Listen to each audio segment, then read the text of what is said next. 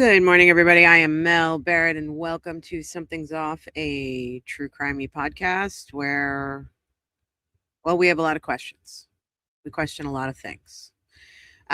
We are on day 10 of Lindsay Clancy, and I just want to right off the top, I've said this before, I'm going to say it again, and this is somewhat for the algorithm, but it's somewhat for people who are scared of watching any of the coverage of this case.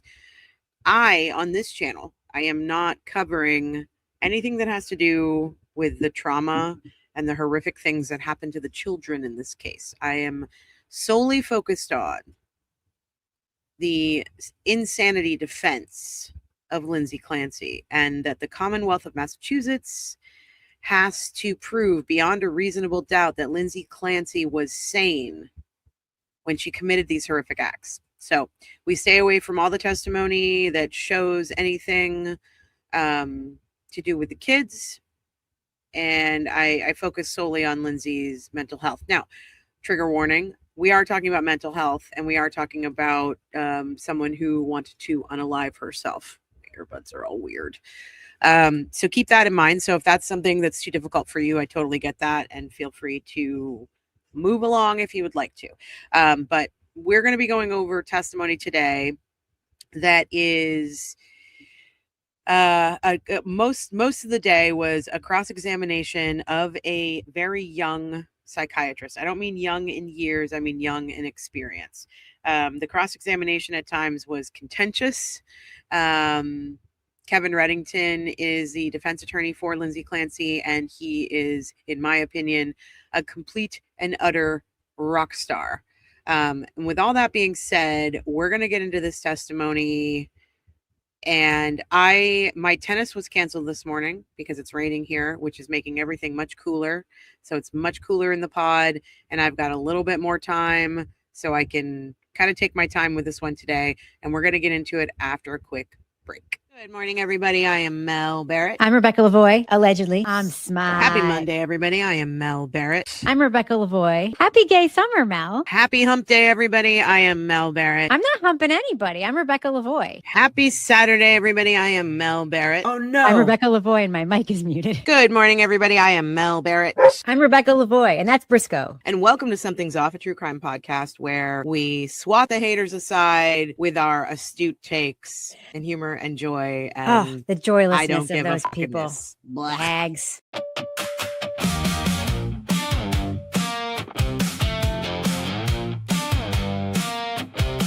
You hear a verse and a break in the story.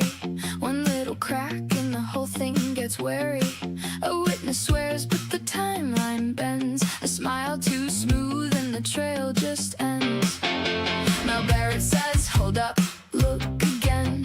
Rebecca Lavoie follows every thread. If it feels too neat, then it's not the truth. There's a shadow line running through the room. Something's off, something's off. You can feel it in the bones. Something's off, something's off. When the facts won't come home. Something's off, something's off. And the case won't stay in place. Something's off. We're the ones who chase. We're gonna go members only. Yeah, we're the ones who chase. Wait, did that witness just blink 3 times? Something's off.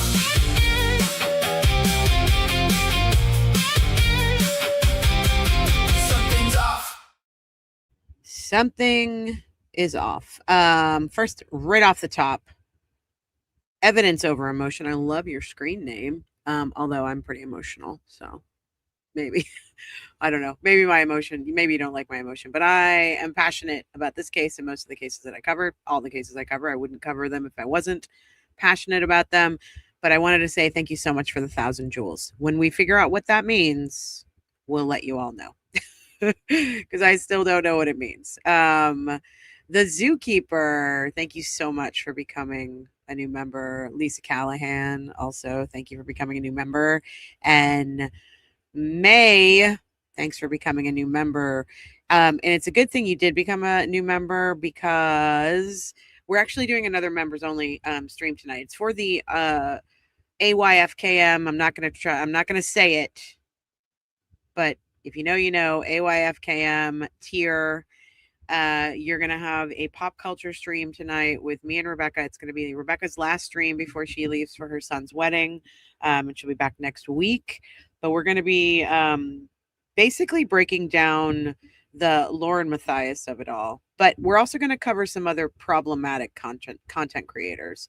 But the main focus is going to be on Lauren because obviously all the crazy stuff that's going on right now with her and with the interview that Turtle Boy did with Christina. And I'm new to this, which is probably why I want to talk about it because it's blowing my mind. So Lauren Matthias is a true crime content creator. She styles herself as a journalist. She is covering the Lindsay Clancy case. She and her bestie Macchiato are outside of the courtroom hugging it out and doing selfies and talking about what Lindsay Clancy's wearing and what she looks like in court. So, groundbreaking coverage of this case, if you ask me. Emily says, I know nothing about Lauren other than her claiming to have a stalker when she didn't. So excited to hear about it. It's wild. It's wild. I'll tell you. Oh, hello, Amanda. Everyone say thank you to Amanda because she does our chapters for us, and that takes a lot of work, and we really appreciate her. And also, she gave us 10 jewels. And again, when I figure out what that means, I will let you know. I'm sure that things are dancing across your screen if you are in the chat right now, but I still haven't figured out what it is. And neither has Rebecca. So we're just like, hey, thanks. I think that like for every 1,000 you guys are giving us a cent. I'm not sure. Yeah. So we're wicked smart over here. Wicked smart. But I get the feeling that other content creators don't know what it is either. So I don't feel too bad about it. But hold on. I just want to put... that's me twice in my ears. That's no good. Hold on, let me do a little bit of housekeeping things. Rebecca told me to do this and I totally forgot. Now I'm doing it. So I'm putting in the chat right now are the links to our tips. And there's a couple of ways that you can help support the channel. There's a bunch of ways actually. But the main ways are obviously to like and subscribe. So like this video, go like the video, take a second to go like the video. That really, really, really helps us with the algorithm. Also, your super chats are more than welcome. Your jewels are more than welcome. We appreciate all of it. YouTube does take 30% from us for our memberships and our super chats. So we obviously love tips because they don't take 30% from our tips. So if you feel so inclined and you are able to, and you appreciate the work that we're doing on this case and all the other cases that we've covered, you can Venmo, Cash App, or PayPal. All of that is listed at the top of the screen. I've just pinned it in the comments, and there's a QR code for the Venmo on the screen. My eyes are watering again today because of allergies. So if I sound froggy, that's why. Sorry. Second Cup Society, thank you for becoming a member. We will hopefully see you tonight. The stream we're doing tonight is at 7 p.m. The testimony that we're covering today is probably going to take up a chunk of my day, and then I'll go jump back into court and get caught up on what's happening today in court, and we'll cover that tomorrow. I may end up having to do... No, tomorrow morning I'll probably be doing a stream about this. So... thank you all for being here. I appreciate you. Please don't forget to like the video. It really, really does help. I know it sounds ridiculous and I hate saying it, but I know that it does help our algorithm, and everything's a little bit wonky right now. If you've noticed, you may have noticed that we are calling this coverage trauma-free trial coverage of Lindsay Clancy because based on your feedback, a lot of you aren't watching this case because you can't handle the horrific things that happen in this case. And I totally get that, which is why I chose to cover the case the way that I am covering it. Because again, The Commonwealth of Massachusetts, the prosecution in this case, they are going overboard, trying to play on the emotions of the jury by detailing in ridiculous detail what happened to the kids, and also bringing up family members and Patrick, Lindsay Clancy's ex-husband and the father of the children, to testify and relive these horrible, horrible things. But I want to make it clear to everybody who's new here, Lindsay Clancy admitted to what she did. She's already admitted to that. She would have been happy to jump to the sentencing phase. However, the Commonwealth is choosing to drag this out and put on a case that they're not really supposed to be putting on, because, again, they have to prove beyond a reasonable doubt that she was sane at the moment that this act occurred. And thus far, after 10 days of testimony, I don't feel like they're anywhere near proving that. I would hope that the jury also is thinking that, because there's just too much reasonable doubt. We haven't gotten to the necessarily the experts phase yet, meaning we've heard from a lot of experts, but we're not hearing from specific experts about Lindsay Clancy's sanity. We've heard from all of her prescribing doctors. Well, not all of them, but we're in the process of hearing from her prescribers, her psychiatrists. She was in and out of the emergency room and McLean, which is a mental health facility. She was she came into McLean voluntarily. She wasn't involuntarily committed, but she did come there from the ER after having, I believe it was 48 hours of no sleep. She had been complaining. She had been on a cocktail of 12 to 13 different drugs, including antipsychotics, SSRIs, antidepressants, sleep aids, melatonin, Benadryl, some holistic attempts.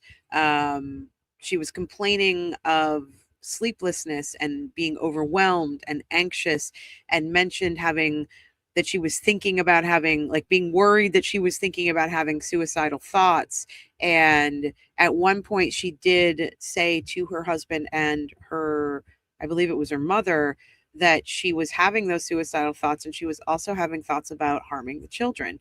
And in my opinion, all of these prescribers and all these doctors really failed her, especially if she was bipolar, which I think we're really starting to narrow in on right now.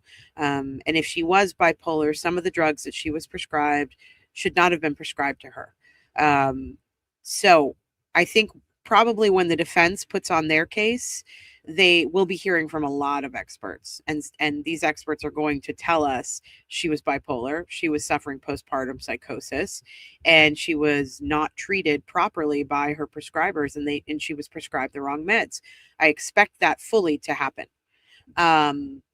We haven't gotten there yet. We're still in the case in chief for the prosecution, but this is a really important witness today. So on Friday, we went through the entire direct examination of Dr. Jennifer Tufts, who was Lindsay's sort of long-term, at that point, treating psychiatrist. Jennifer Tufts is also named as one of the main people in the civil suit that Lindsay Clancy is filing through Rosemary Scapiccio for medical malpractice. And we spent most of the day on day 10, yesterday, Monday, listening to Kevin Reddington cross-examine this witness. And I'm not a lawyer and I'm not a psychiatrist, but if I'm sitting in that courtroom, I fully understand that Kevin Reddington is a master at his job. And we're going to see some of that. I'm not going to play the whole testimony. It was, I think, 6 or 7 hours of testimony with like an hour break in there. But we are going to go through what I think of as the important testimony, as well as some explosive moments that happened yesterday. There were a few of them. And we're going to deal also with the prosecution's redirect of this witness, how they tried to fix some of the things that they felt went wrong when Dr. Tufts was on the stand and being cross-examined.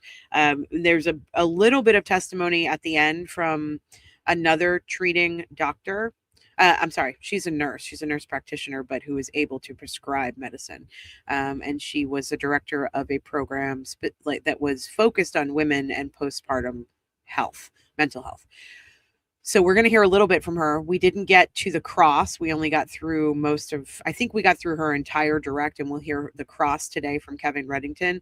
This is another nurse practitioner who is named in the civil suit. This will be the third person we've heard from, I believe, who was named in the civil suit. And that woman is a direct referral from Lindsay Clancy's mother-in-law. So there's that sort of crossover as well. So let me jump into the chat really quickly before we get into this. Okay. Mama of a Medic, good morning. I used to follow Lauren and John, but left them behind on how they handle things with Colby Ryan. See, I haven't even gotten to the Colby Ryan of it all, but we're going to go on a deep dive tonight. Maisie checking in from Australia. Huh, Maisie. Thanks for being here. I believe court starts at 9. The judge is usually late. And I do believe at the beginning of court today, T-Doggin, that they're probably going to be going over the arguments for the motion that Kevin Reddington submitted, wanting to add an expert witness. Let me see if I can pull up that expert witness. She went viral recently for a TikTok because she used to work at McLean, and she worked there for 7 or 8 years. And she was there after the time, or she was there before Lindsay Clancy arrived there. But she really goes into depth about the policies and practices of the treating teams at McLean. And she says flat out the way that Lindsay went through the system was bad. So let me pull up, see if I can find her TikTok really quick and see if I can play this for y'all. Emily Thorndike. Emily Thorndike. Let's see. Give me just a second here. Okay. TikToker to testify. Maybe I just need to go to TikTok. I hate going to TikTok. It's a cesspool. I think of TikTok the way that I used to think of Twitter. I mean, I still think of Twitter as a cesspool, but TikTok has just gone off the rails. I used to have a pretty big presence over there, and I haven't said yes to their terms and conditions. I'm trying not to engage over there because it's crazy. I mean, this is where all of the stupid Patrick Clancy conspiracy theories are coming from, as far as I understand it. And I'm not down with that. So no. How do you guys feel about TikTok? Is everybody still on TikTok? It's very strange to me. Oh God, it wants me to sign in, and I don't want to sign in. Why can't this just be on the Google machine? All right, let's see. I don't even remember what my account is.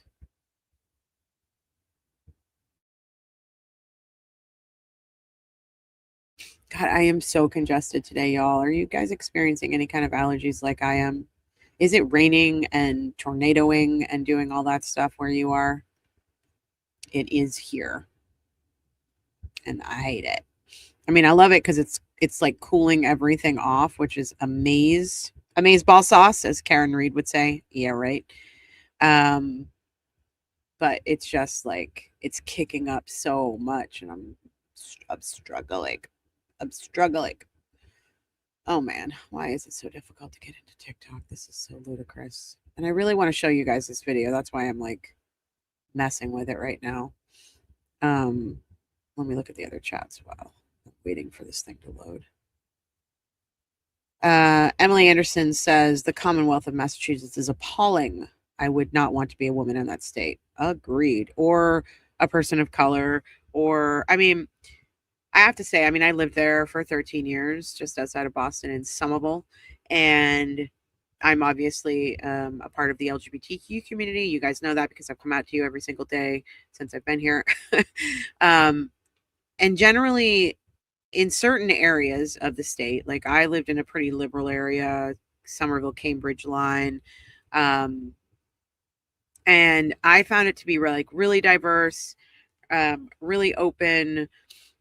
There's a lot of universities there, but there's also a lot, they have a big history with very bad race relations there and very bad racism. So I didn't so much feel the homophobia when I lived there, but then of course I see like Jess Machado just, sort of bashing gay people all the time. I maybe I shouldn't say she's bashing gay people. I know she'll pick that apart if she hears me say it. She directly comes at me and Jimmy because she doesn't like what we've said in the past about her. But I mean, she did like make that whole gay summer post, and I don't know. I just like when I see things like that, and I'm like, oh right, I have to remember that Massachusetts isn't like all liberal Cambridge and Somerville. It's actually I would say it's a purple state, more like, even though they vote blue all the time, I'd say it's a purple state now. And I've lived there when they had Republican governors and Democratic everything else, and it was totally great. We all got along, it felt like, but now I'm sort of seeing how the sausage is made, and I don't like it. All right, hold on. Okay, I think I found it. Yes. Finally found it. Jeez Louise. Okay. She starts us off by saying, I'm a Massachusetts social worker. That's the 2 seconds or so that I've missed here. We're going to play this out. I don't think I can make it any faster for y'all. So we might just play a few minutes of it. It's like 10 minutes long, and I don't want to play the whole thing.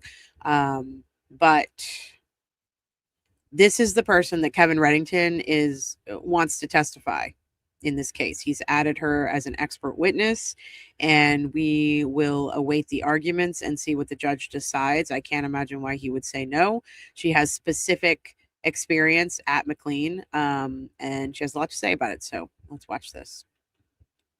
This is Emily Thorndike, and I can't. Something is unfolding. I'm a Massachusetts social worker, and I also worked on the exact inpatient unit at McLean for nearly 8 years that Lindsay Clancy was a patient at. Very important. I was not there when she was there, but I literally worked there for 8 years. We need to correct the misinformation that this prosecutor is saying about McLean and what the stay there is like. So I'm going to break down everything for you and tell you the truth. Let's preface this with identifying what the prosecutor's approach is with the McLean stay in particular. The prosecution is trying to say that if Lindsay really wanted to get better, why didn't she engage in treatment more? And then the prosecutor specifically talks about McLean, what's offered there, and identifies things that Lindsay did not participate in. And we need to correct that. Let me tell you how it actually works. So the first thing the prosecution brings up with Patrick Clancy is that he has stated that he felt like she didn't really get any treatment while she was at McLean. And one of the things that he was under the impression of was that she didn't really see a doctor while she was there.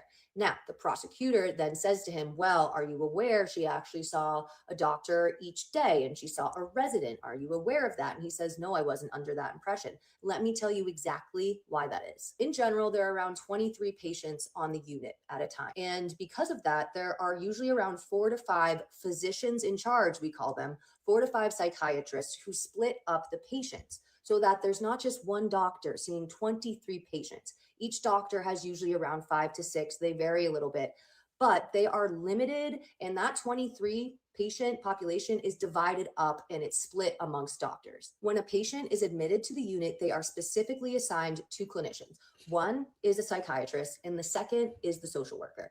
You are literally told as a patient, this is your treatment team. This is your doctor. This is your social worker. With that being said, legally, every patient needs to be seen at least once a day by a doctor. So on the weekends and on the holidays, when the physicians in charge, the regular physicians who are working there, are off because they work weekday hours, on the weekends and on holidays, the patients still need to be seen by a doctor. How that works is that there is one doctor who comes on the weekend and holidays, and he or she sees every single patient on the unit.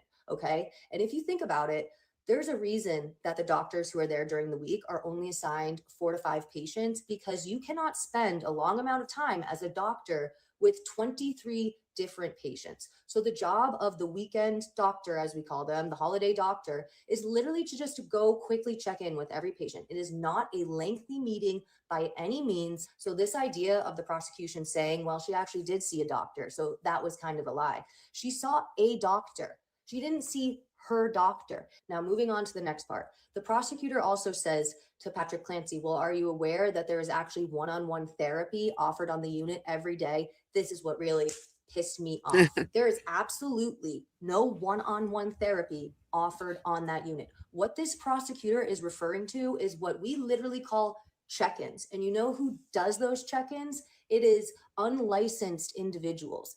This is a job where you only have to have a high school degree to get it. And I can say this because I did that job for 5 years. I just want to pause for a second because I don't know if you can see the text that's on the screen, but she says we were referred to as quote unquote mental health specialists despite having no masters or licenses. Yikes. I was the clinician who was performing one-on-one therapy in her mind. No, I was doing check-ins. I did that job. So I promise you, this was not one-on-one therapy. I love my coworkers, and this is no disrespect to them. We were not people who were licensed or qualified in any way to give therapy, and we did not. And within these check-ins, I'm going to tell you what the conversations are. How's your day? How'd you sleep? Have you been able to eat today? Have you been able to go to groups? What's your treatment plan? Have you talked to your family? What's your doctor saying? There are brief questions at the end where we say, are you feeling safe? They aren't safety assessments. Let's be honest. You do check that little box, but I'm telling you, that's the line of questioning. It is not. We could keep going on that, but I think you get the gist of it. And Robin, I just want to agree with you here. Robin says she wasn't there when Lindsay was there, so I don't think she'll be allowed in. I don't know if she'll be allowed in or not. I don't know if Reddington is going to bring her in or wants to bring her in, and then also has a current a person who works there currently. I think he would need to have somebody who works there currently to be able to back up what this woman is saying. But it's just another example to me of how disingenuous this prosecution has been on this case, and how they've really used a lot of hyperbole, and they've parsed their words in a way to try to make the jury think that she had excellent care at McLean and all this stuff. And it's very clear she didn't have excellent care. I mean, we had the treating psychiatrist at McLean tell us that she basically met with her for like 20 minutes before she, to do an evaluation. And with all of Lindsay's history, and she was kind of a bad reporter, in my opinion, I think that all of these doctors needed to do a little bit more digging. I think the problem is that doctors in the mental health field are overwhelmed, especially at hospitals like McLean and at the program that was specific to postpartum depression and psychosis for women in Boston, where Lindsay was treated. And obviously, Tufts is a newer psychiatrist. I think they're all a little bit overwhelmed. And I said this the other day, it felt like Lindsay was put on a conveyor belt and was like, okay, this one isn't working. Take that out, put this one in, put that one in. And it's just, they were treating like the top of the line, sort of stereotypical, what they see as postpartum, whatever it might have been, but they weren't digging in deeper to figure out if she was bipolar. Why was she on Prozac while she was in nursing school? Why was she taken off of Prozac? Why was she put on Wellbutrin? I talked about this the other day. That happened to me when I was in film school. I was put on, I wasn't sleeping. I was stressed out. I was at a conservatory, and I was really stressed out and just staying awake to work. And I was having anxiety and depression, and they put me on Prozac. I had a severe reaction to Prozac, and I don't mean like a physical hives reaction. I had a mental health break on Prozac. Experienced hallucinations, experienced what felt in the moment like manic, and my friends were telling me was manic. And they immediately took me off of that and put me on Wellbutrin. Wellbutrin had the opposite effect on me. It turned me into a zombie. Eventually I, weaned off of Wellbutrin, and I didn't touch any kind of meds for anxiety or depression for like almost 20 years, because no, it was shorter than that. It was like 10 or 15 years, I should say. Because I was scared because of what the drugs did to me. So by the time it got to a place where I knew that I needed like extra help beyond talk therapy, I finally sat down with a psychiatrist, and my intake with a psychiatrist was almost 2 hours long. She took my entire history and had talked to my therapist, my talk therapist, who was not in the same, you know, company business program as my psychiatrist. So, my biggest fear going into that meeting with my psychiatrist was I did not want to be put on Prozac ever again. I did not want to be put on Wellbutrin ever again. And they eventually put me on sertraline, which did work for me. However, I have to take a very specific amount for me. And if I go 25 milligrams over that amount, I get the bad side effects of sertraline as well, which is like agitation and, shaking and being mad, basically. And so it's frustrating to me. I brought this up the other day because it sounds to me, and I don't know the true answer to this, but if Lindsay was put on Prozac and then moved to Wellbutrin, to me it sounds like she had a bad experience with Prozac. So she should have never been put on that drug ever again. And at least her blood should have been tested, or she should have done a DNA test. She should have done something, that somebody should have offered that option to her so they could figure out exactly the kind of meds that she needed, not this cocktail and, testing what works, what doesn't work. She was already in a very fragile state. And I think that a person being in a fragile state like that, they shouldn't be testing out drugs on her. They should be more clear about the course of action. And I don't think that they were. Let me get through. I starred some of the comments while we were listening to that. So I just want to make sure that I touch on them. Amanda, thank you so much for sharing this very personal story, and I appreciate you doing that. This is a safe space. If we have anybody that comes in here that starts talking, it's past 32 minutes, past 30 minutes, I can swear now. If we have people that come in here talking shit or spreading conspiracy theories about Patrick or disparaging anybody, I kick them out. So safe space. If you guys want to tell personal stories, that is entirely up to you. I appreciate when you do it. I try to do it when I can, because I feel like we shouldn't, well, I don't want to say shouldn't. I think a lot of people feel like they need to hide their mental health struggles. And I think that was partly part of Lindsay's problem here, is that she was embarrassed. And also her husband, I think, was worried about how she was responding to some of the drugs. And I think they, as a couple, really didn't want to be dependent on any kind of drugs, SSRIs, anything like that. And so this was embarrassing. I don't want it to be embarrassing, because I do think we need to talk about this stuff, because if we talked about it a little bit more, we wouldn't have cases like Lindsay Clancy, but we do. So Amanda, thank you so much for telling a personal story. Amanda says, I have a story that I want to tell you before getting going on this. I had postpartum psychosis and was hospitalized for 2.5 weeks. You would not believe the amount of meds they put me on. I was a ghost of me. They would change them every 3 days. I didn't get better or anywhere near it until I got out of the hospital and in with a gifted doctor. Oof, which is a lot. I'm glad you're here with us still, Amanda, and thanks for sharing that. That's really tough. I'm glad that you got the help that you needed. Lady Harlot says, Something's Off really has the best chat in general and specific to the Clancy case. Mel has curated such a lovely group of humans. I'm so proud to be here. Well, I am so happy to have you here. And you also keep me laughing, and sometimes I need that too. So thanks, Lady Harlot. Let's see. Amanda went on to say that the new doctor she was working with did a DNA test. So that's what we were just talking about, to help me find my specific meds that would work best with my system. Unbelievable science. That's amazing. I'm so glad that they did that. Okay. Just a girl from the six says, not sure if this has been asked. I'm catching up. Mel, do you think the judge overruled the prosecution a lot yesterday due to his overturned case? He did overrule the prosecution a lot. I'm not sure what his motivation was behind that, except for the fact that I think that I was watching the judge a lot yesterday. He was very invested in the testimony coming out of Jennifer Tufts.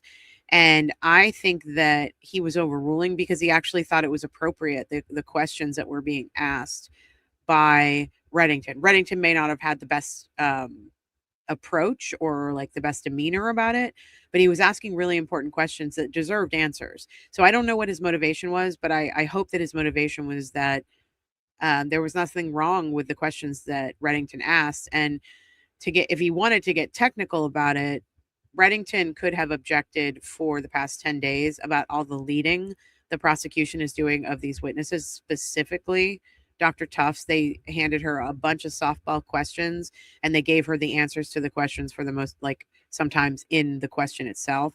So, prosecution, it was easier on direct for Jennifer Tufts for sure, which we all expected and knew would be the case. But I don't know if you noticed this as far as her body and her affect, I guess, not really affect, but her body was concerned when she was giving testimony to Kevin Reddington yesterday. She sort of sat back away from the microphone. She spoke in a really low voice. She kept her head down. But when she was answering questions for the prosecution, she was like right in the mic like this and like making sure the jury heard everything that she was saying. So to me, that read as her obviously being afraid of the answers she was giving and not wanting the jury to hear everything she had to say, which is why Reddington was like, speak up, or he was having her repeat the answers because she was speaking in this really small voice. So Catherine with an RYN. What? You're gay? Yes. Yes, I am. Here I am. I'm here and I'm queer. Get used to it. Micmac. I'm originally from Arlington. We were neighbors. I was in Arlington quite a bit. Yep. I was right on the border of, on one side I was on Cambridge and on the other side I was on Medford. Allison,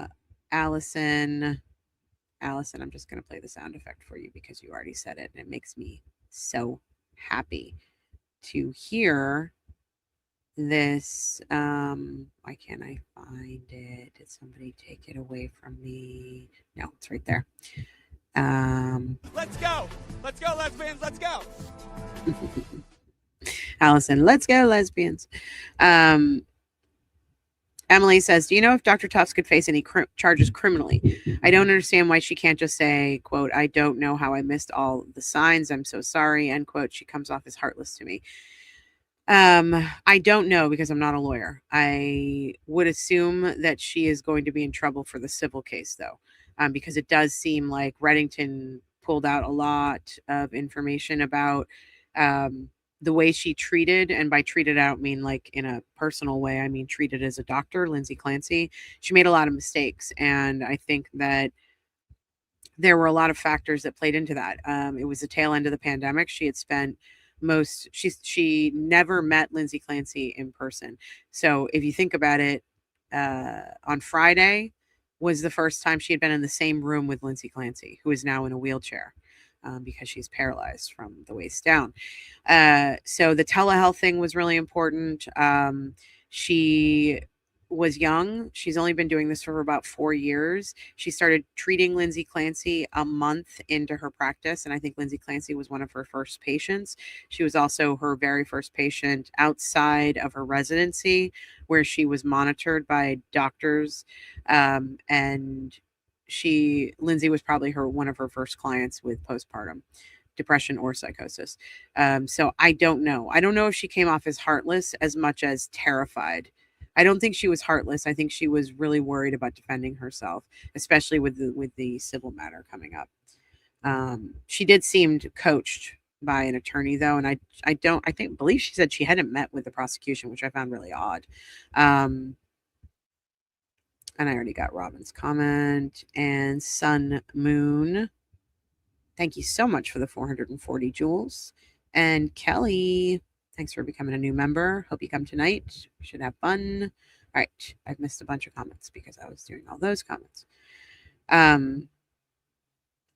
Tufts really looked like she'd been called into the principal's office during cross. Yeah, she's in trouble, that kid. I feel bad for her. And I say kid, she's like 37, but I feel bad for her because this was one of the first clients she had as an actual licensed board certified licensed doctor who can prescribe medicine.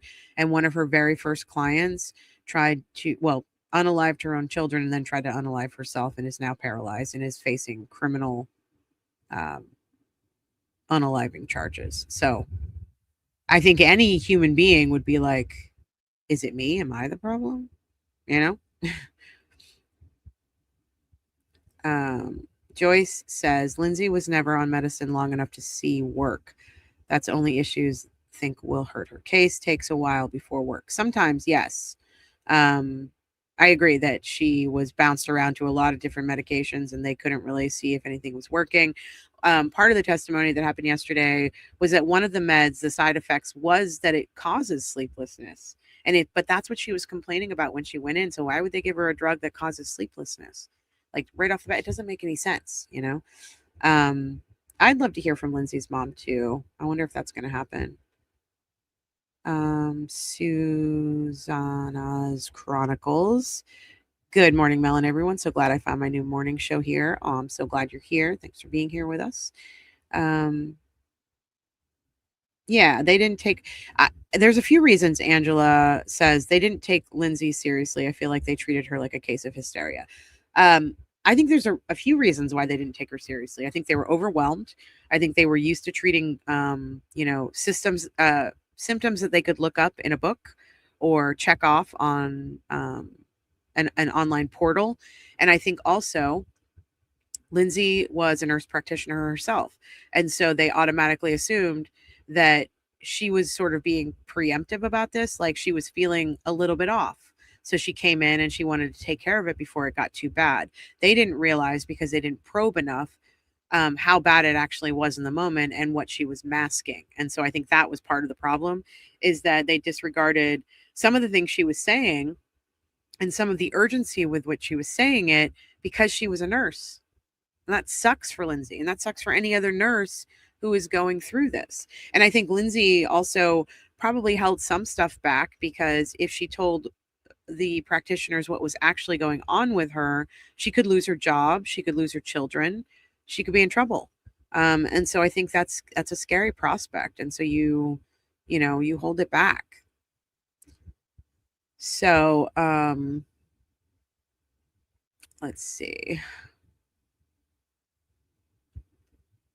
I've literally never heard a doctor apologize, Lady Harlot said. Yeah, I mean, I think that they pretty much, it's difficult. If they apologize, they get sued. So,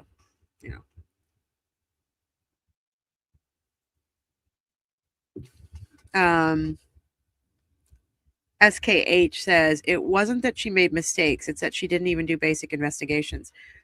I agree. I'd like to know a little bit further from other experts.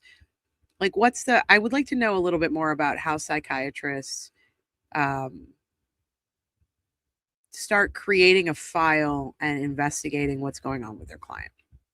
Like I said, the one and only psychiatrist I've ever met with, it was like a 2-hour long session.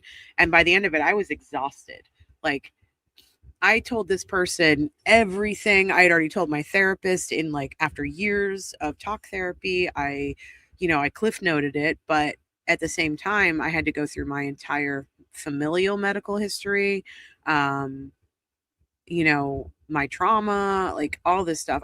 My talk therapist had diagnosed me with complex PTSD, and my psychiatrist agreed with that diagnosis, and so she was treating me based on that. But in order to get to that place with a psychiatrist before she would prescribe any meds to me, we had to go through all the things. We had to go through what happened when I was in college. We had to go through the meds that had been on previously. We had to go through my fears of not wanting to be on meds and why that existed. We had to go through the multiple traumas that I've experienced. We had to go through, experiences growing up as a child whose parent is borderline and narcissistic.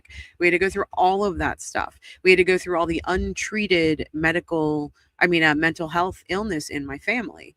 And I only know one side of my family. So, you know, but it took 2 hours. And at the end of it, we talked about the different meds and what she thought would be best, and also how to start really low. So I started on like what she called a child's dose of sertraline, which was 50 milligrams, and then we boosted it up to 75. But if I go over 75, all the bad side effects start happening. So it was carefully monitored. I had to meet with my psychiatrist. In the beginning, I think I had to meet with her every 2 weeks to make sure that I was okay. And then after that, in order to get refills, I had to meet with her every 3 months. So I was heavily monitored. I felt like I was heavily monitored. And I was also doing talk therapy during that too. So I was able to talk to my actual therapist about it.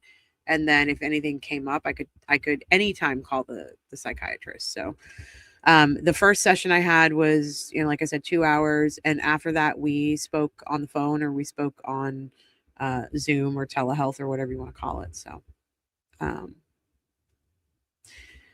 another normal mom says, I want to know how Lindsay doesn't have any gray hair. Yeah, like me. I have gray hair, but I'm much older than Lindsay. She's only like 36 or 37 or something like that.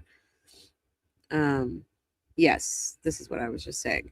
Make mine and many years ago, SCOTUS ruled, Supreme Court of the United States ruled that offering an apology is the same as admitting culpability. That's why people don't apologize in cases like this. And I understand that, but I think we as human beings would like to hear it sometimes. I think most people in positions of power like that, doctors, lawyers, politicians, I would love to hear politicians apologize every once in a while. It would do everybody in the world good. But the problem is that once you apologize, then you get sued. So everyone's human. Doctors make mistakes, but this one was a colossal mistake. These were a series of colossal mistakes, in my opinion.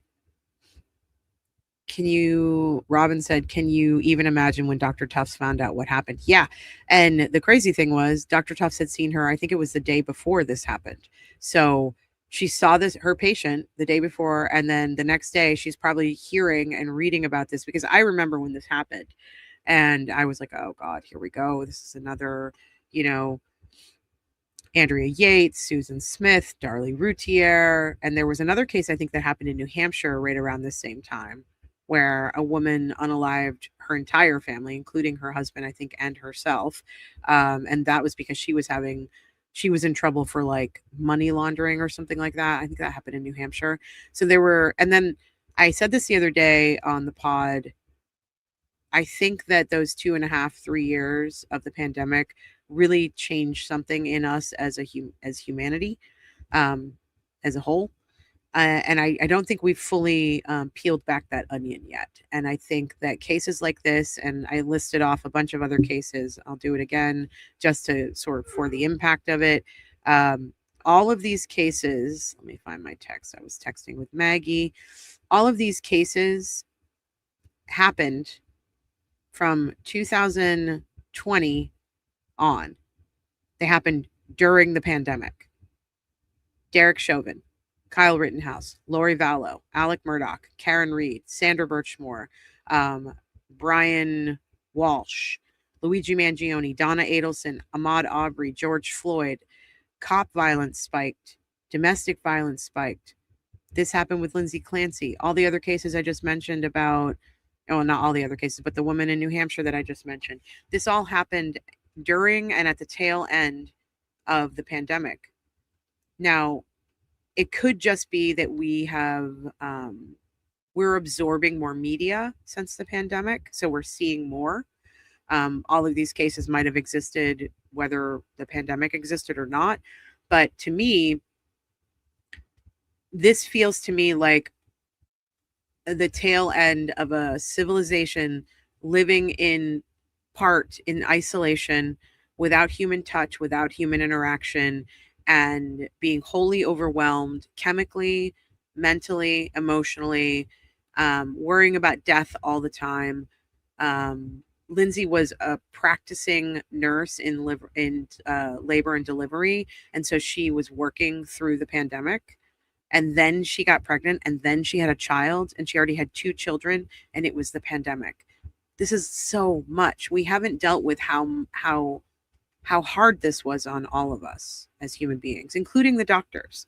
The doctors were overwhelmed, obviously. When Dr. Tufts did her residency, she was doing it during the pandemic. So she was going into a hospital during the pandemic. I'm not trying to give her any leeway here, but something happened to us during COVID, in my opinion. Oh, hey, Law Girls. You guys are doing great work on the case. Also, go check out Law Girls Network, Law Girls Not Attorneys Network, because they just had Rosemary Scapiccio and Sean Ellis on. And who was the other one? I can't think of her name right now. She was a prosecutor. I can't think of her name. Anyway, go check out that interview. It was really good. And Law Girls is in the courtroom with Bob Mata. And who else? Michael. I can't think of his name. But if you want the legal aspects of this case, if you want to understand that, Defense Diaries, Bob and Allie and their daughter Cameron are covering this gavel to gavel. You know why I am not. But if you want the legal analysis, definitely check out their channel. If you want to understand the mental health aspects of this, I'm giving you personal examples, but if you want an expert's opinion, go check out Sam Beningo. She's doing an excellent job covering this case. So, okay. Yes, Becky, she is giggly sometimes with the ADA, and that weirds me out. She shouldn't be giggling about this case. Ugh, I hate it. Okay. Action Ben says, I think the difference between Tufts' answers were that Reddington was trying to bully her so she'd lose her cool, which she finally did at the end of Cross. She was loud from that point on. I don't think he was trying to bully her necessarily. I think he was trying to get answers to his questions, and she was skirting around the answers she didn't want to say. Because she didn't have any problem answering the prosecution's questions because they were softballs thrown at her with leading questions.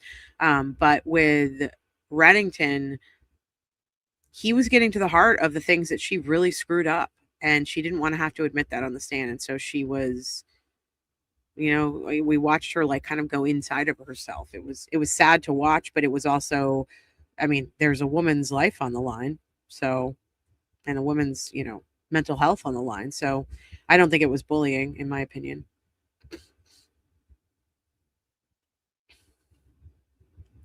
Joy says telehealth has a place in caring for patients. It allows access to people with mobility issues or that who are in remote areas. Totally agree with you. For this case, because Lindsay didn't have mobility issues, I do think that the doctor should have seen her at least once in person. I think that Kevin Reddington is right about because you guys, like right now, you guys can't see my hands. You can't see my legs. You can't see if I'm clenching my fists under the desk. You can't see if I'm like, even if I were like right now, I am bobbing my leg and you can barely see my body moving. You can't see if anyone's in the room with her. And obviously you could see if someone's in the room with me here, but there are so many factors that I think that for this kind of diagnosis and for what happened with Lindsay, she probably should have been in the room.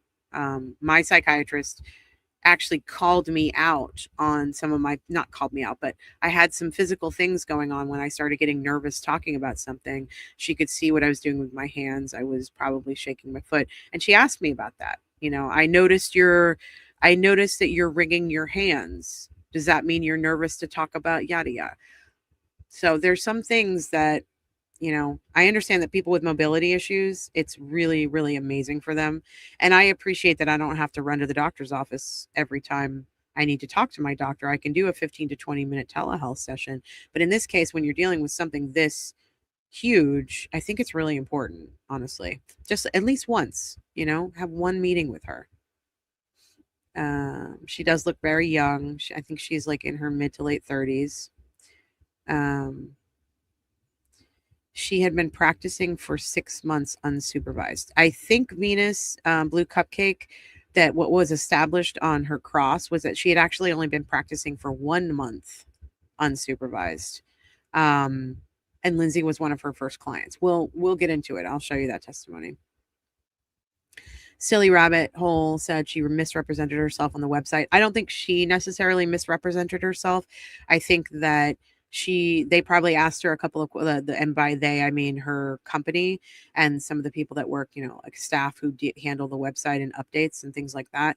I think that they were probably like, what do you have degrees in? What do what are your what are your specialties? What are you an expert in? And then what are you interested in? And the way that it's, we can look at it actually really quickly. I brought it up yesterday.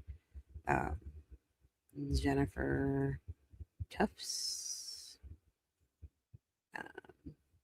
And I mean, this will show you like how much this poor woman has aged and how ill she looks right now because of what she's going through and what, maybe her choices and her practices and yada, yada.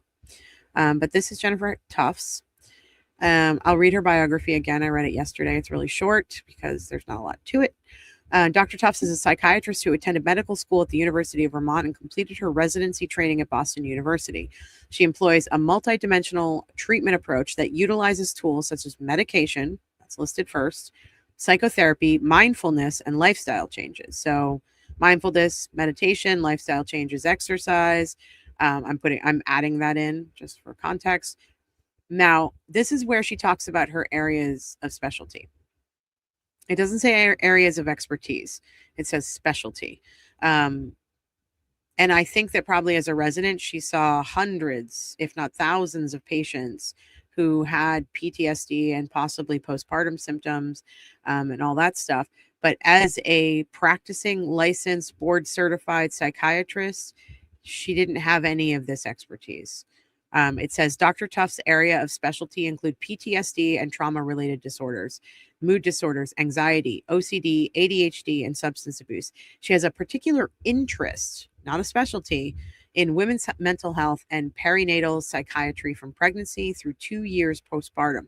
The thing I find interesting about that is she says through 2 years postpartum, and on the stand, and I know that means postpartum as in 2 years after birth, after giving birth. On the stand, she said that, postpartum could present, meaning postpartum depression or psychosis could present within 12 months of giving birth. So if I read that on her website, I would think she deals with postpartum depression and psychosis within 2 years. But maybe I read that wrong. I also know that if I looked at her as a woman, I would think a couple of things. If I were trying to choose if I wanted her to be my psychiatrist or not, I would think she's too young. That would be my personal opinion. And that would be something that I would be like, I don't know if I feel comfortable with that. I specifically chose a doctor who was older than me, and I chose a woman. And I just would look at her and be like, she looks like she's 13 years old. How could she have any specialty areas or any interests, but then I would balance that out with that she lists her areas of specialty. The first two things she lists are PTSD and trauma-related disorders, which I have. So I would be like, if that's what her specialty is, maybe that means that's what she focuses on. That's her expertise. Maybe I should talk to her. And I'm glad I friggin' didn't. I'm glad I didn't talk to this woman, because I'm just glad I didn't talk to her. But anyway, I'm going to put this up on the screen. So this is what she looks like now. And I just read out her expertise. I've missed a lot of the chat, and I'm sorry about that. I do need to get into this testimony because I'm almost an hour in already. Yeah. So anyway, this is Dr. Tufts, and this is her very short, brief bio. You can see it. There's nothing else to add to it other than her education. She does have 4.8 out of 5 stars. I wonder if that will change.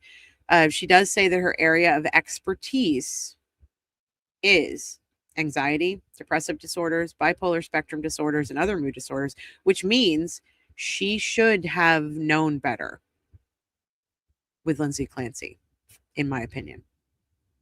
Areas of expertise, women's mental health, perinatal psychiatry, trauma-related disorders, and ADHD.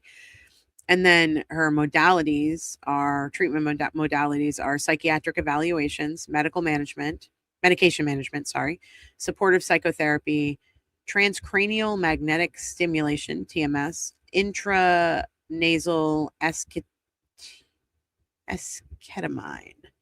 Spravato. No idea what those last two things are.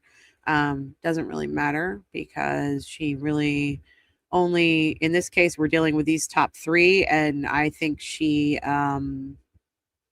failed at all three of those things: psychiatric evaluations, medication management, and supportive psychotherapy. And we are going to see why very, very shortly. Let me see where we are.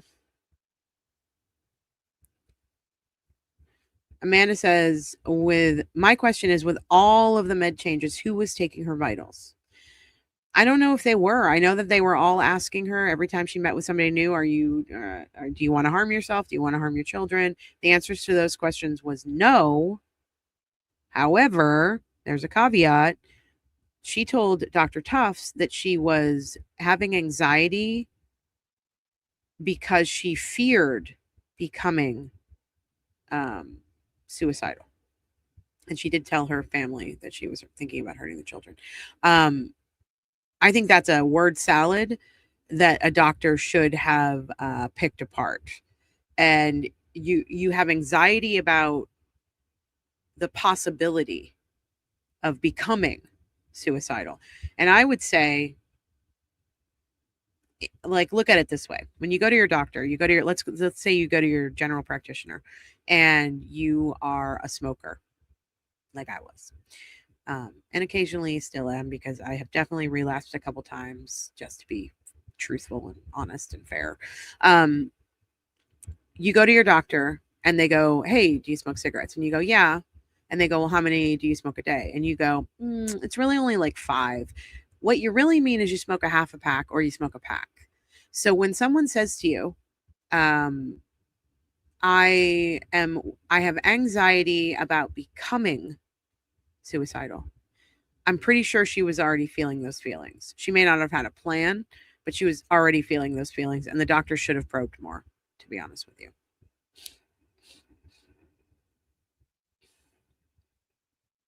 Let's see.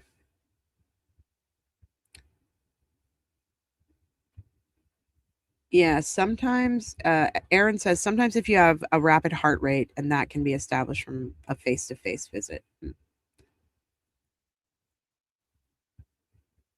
Yeah, I think everybody agrees that at some point Dr. Tufts should have seen her in person, especially because it was in 2023. Well, we'll say 2022 because this happened in January of 23. In 2022, we were all starting to go back to doctor's appointments and things like that if we needed to. We were masked up. We were still doing social distancing. I, at that time, had telehealth with my therapist. I started with a new therapist during the pandemic, and I never met her in person, so I understand that. But she also wasn't prescribing me medication. There's a big difference there. Yes, it does sound like she was doing her residency, Kelly. She testified to that she was actually in the hospital, and I believe that was in 2020 to 2021, somewhere in there. This is an interesting point. Kelly says, I know from dealing with nurses who were in school during that time, they didn't get near the education they needed, in my opinion. Wow. Yeah. The prosecutors go back to establish more about her residency. So I think I'm sure there are some comments that I missed that I probably should have focused on, but I need to try to get into this. So we're gonna get into it. And I'm sorry if I missed your comment. If it was something that you think I should see or hear, please put it back, re-up it so that I can make sure that I don't miss it. And I'll try to pay attention. But I don't have Rebecca here. That's sad and difficult. All right. So here we are. We're not going to, like I said, we're not going to play all of the testimony. I'm going to reference my notes and make sure that I have this all set up where I want it. I'm sorry I'm so sniffly, guys. My allergies are so bad right now. Okay, let me get up here. I need my time codes. Okay. So we're going to start at 35 minutes. Well, first is Lindsay. Whoa, it's loud in my ears. 35. Okay.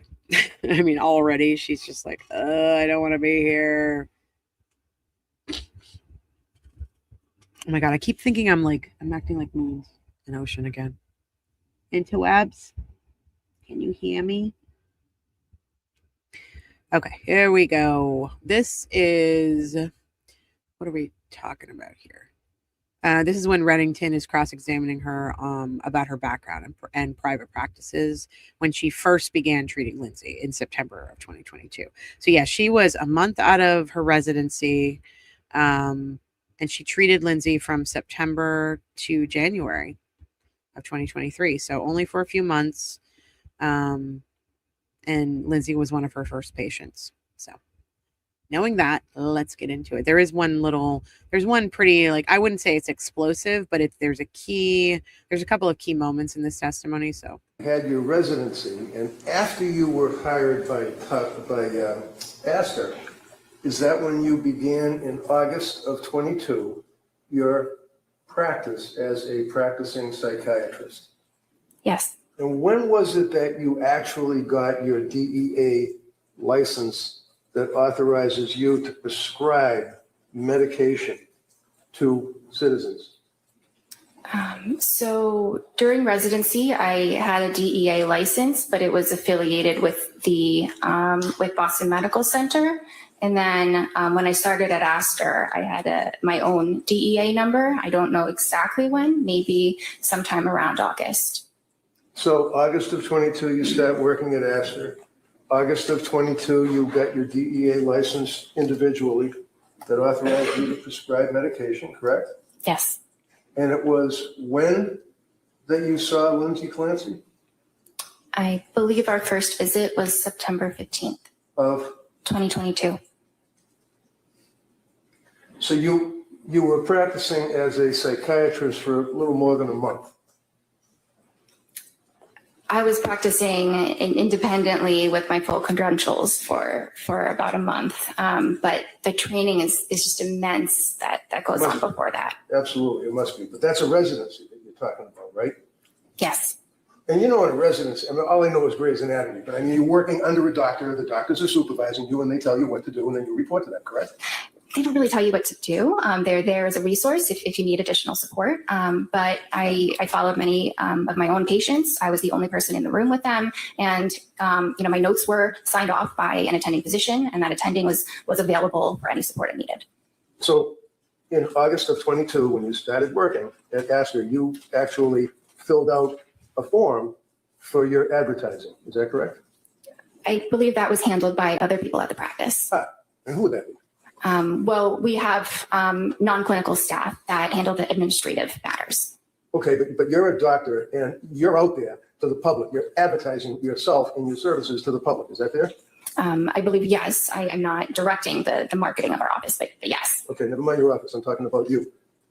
You had an ad that was on the computer that if somebody wanted to reach out to a doctor, they could see your ad amongst many others. one of the things that I noticed a lot yesterday, and I'm sure you guys have noticed it already, she's breathing, she's taking deep breaths. And when she gets angry or when he's a little bit snarky toward her, you sort of hear her, she sighs a lot. Sometimes she's taking a deep breath, sometimes she's sighing. She sighed in that moment, in my opinion, but she's just sort of like,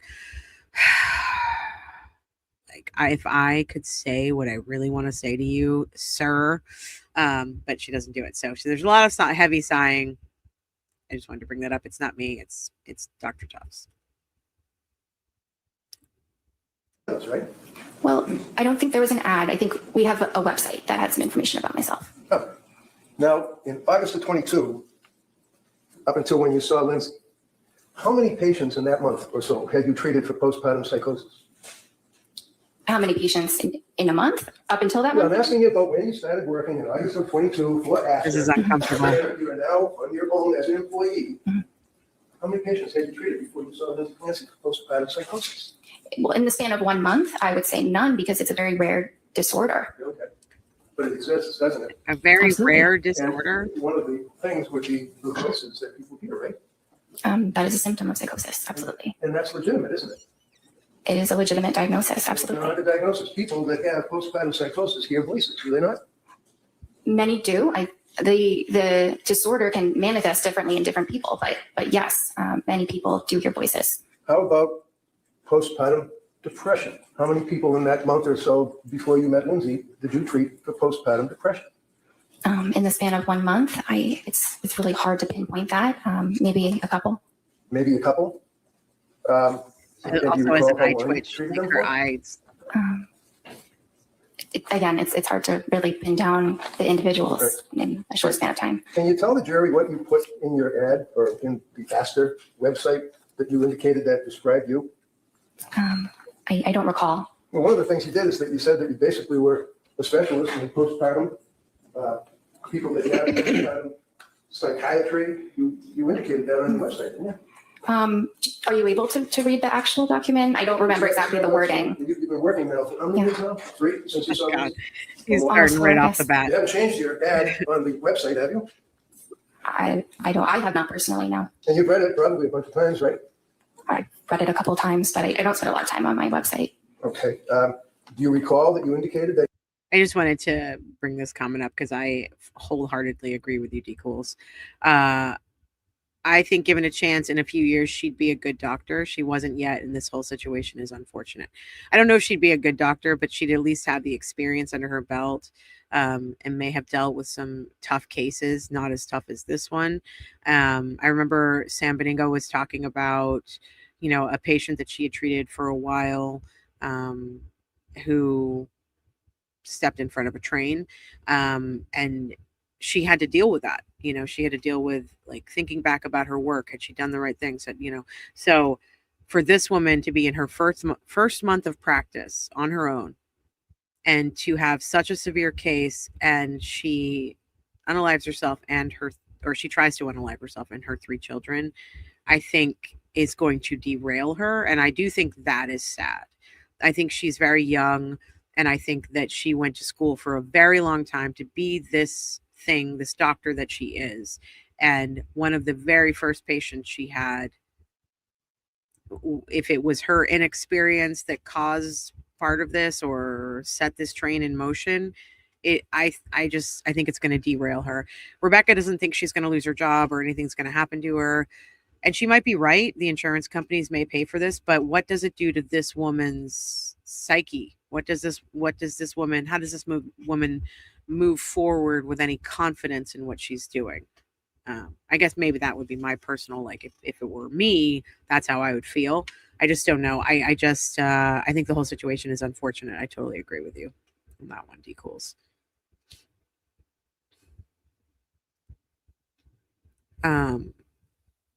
Amanda said, this comment from me might show some grace to this physician. I know she is trained to notice, but my mental health collapse surprised almost everyone in my life, including me. Masking is a thing. I would completely agree, because I did the same thing. But I did have doctors who dug deeper to get to the root of what I was masking. And they recognized the signs of masking. And I think that's part of what this cross-examination is about, is that this woman wasn't experienced enough to know when someone was masking symptoms because they were embarrassed or scared. And I think she also, you'll hear from a lot of these practitioners, well, Lindsay was really open and forthcoming and very calm and seemed to have a really great handle on the meds, like explaining the meds to us. And she knew her dosages and she knew and they treated her like a nurse. They gave her the benefit of the doubt, and they put her into a higher level of mental health because she was a nurse, in my opinion. Okay, here we go. You were specializing in any particular aspect of psychiatry? Yes, it probably includes a special interest in women's health, in perinatal psychiatry, in trauma-related disorders, anxiety, and there may be some other things that were mentioned. Yeah, like women that have babies and they're suffering from postpartum depression. Right? Absolutely. You advertise that after a month working for Aster, right? That's listed as one of my interests, definitely. And again, forgive me, how many women did you treat for postpartum depression in that month and a half before you met Lindsay? I don't know, maybe a couple. But I've treated many of them in the residency, which was just immediately before. So when a person needs to see a psychiatrist, generally they're not well. Is that fair? Some are not well. It really can vary. So when someone comes to see a psychiatrist like you, it's because they need help, right? Yes.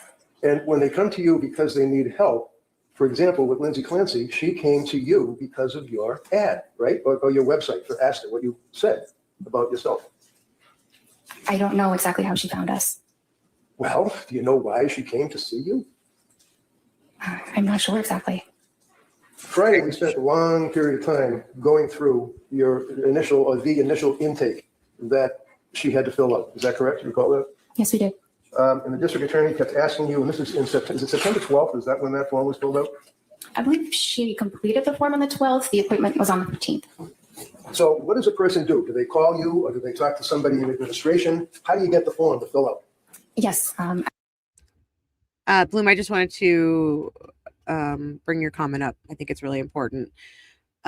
Bloom says she has to start somewhere. Is it her fault a woman she treated went this far? I'm on the fence. I think a lot of people are on the fence about Dr. Tufts because of her inexperience.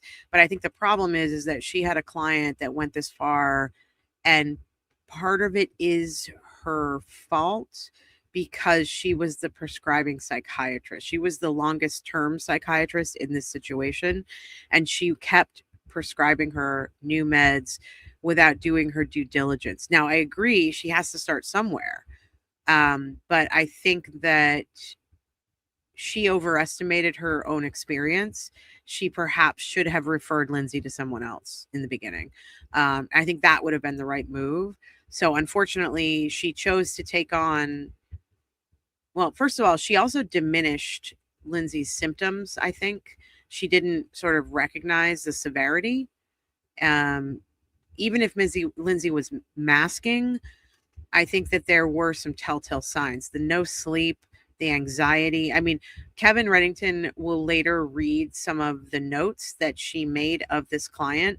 And if these are her actual notes, if these are actual Dr. Tufts' actual notes on Lindsay, then this case was a lot worse than she's telling us it is. And she didn't pay attention to those signs. And that's the part where, because she's inexperienced, I think she did want to prove herself. I think you're right. She has to start somewhere, and she wanted to prove herself, but she chose a human patient to try to prove herself, and it backfired. And that's the scary part of this.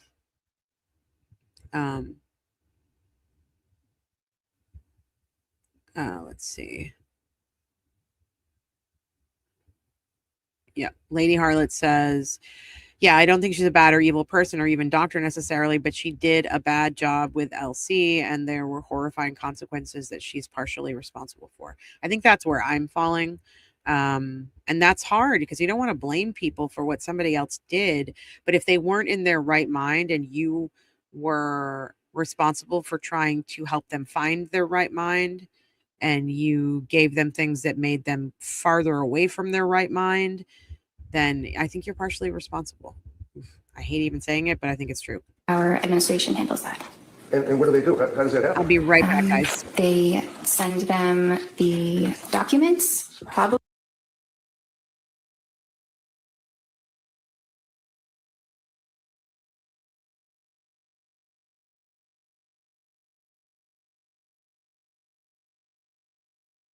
By email, and the patient fills them out. It might be all within the portal that we use.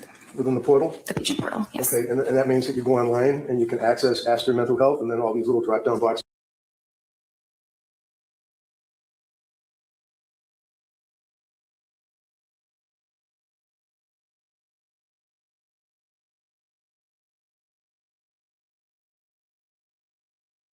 Would come up? Something like that. Are you aware? Is it something like that, or are you aware of what it does? So because I don't handle the scheduling and the sending of forms, I don't know exactly what it looks like. Well, this is the form you're giving a person that needs help because they're possibly mentally ill. Is that right? Yes, and what's important is that I review the forms and we go through them in the appointment. Absolutely. Yes. Yeah. Now, understand that your records, Exhibit 219, I believe, the jury will have access to the Tufts records, okay? You're aware of that, right? You know what's an exhibit? Yes. Because you have talked to the prosecution about what an exhibit is, and you know that your records are now in evidence before this jury, right? If that's what you say, yes. I wouldn't take what I said. Well, I If you don't know, really, that's fine. I don't know the details of how this works. All right, have you talked to them prior to your testimony? No. You haven't talked to the DA's office? No, not at all. You're a defendant in a very large lawsuit, are you not? Yes, You wouldn't happen to be represented by an attorney, would you? I am. And the fact that you have an attorney is your right under the Constitution. Doesn't mean you're guilty of anything, right? Right.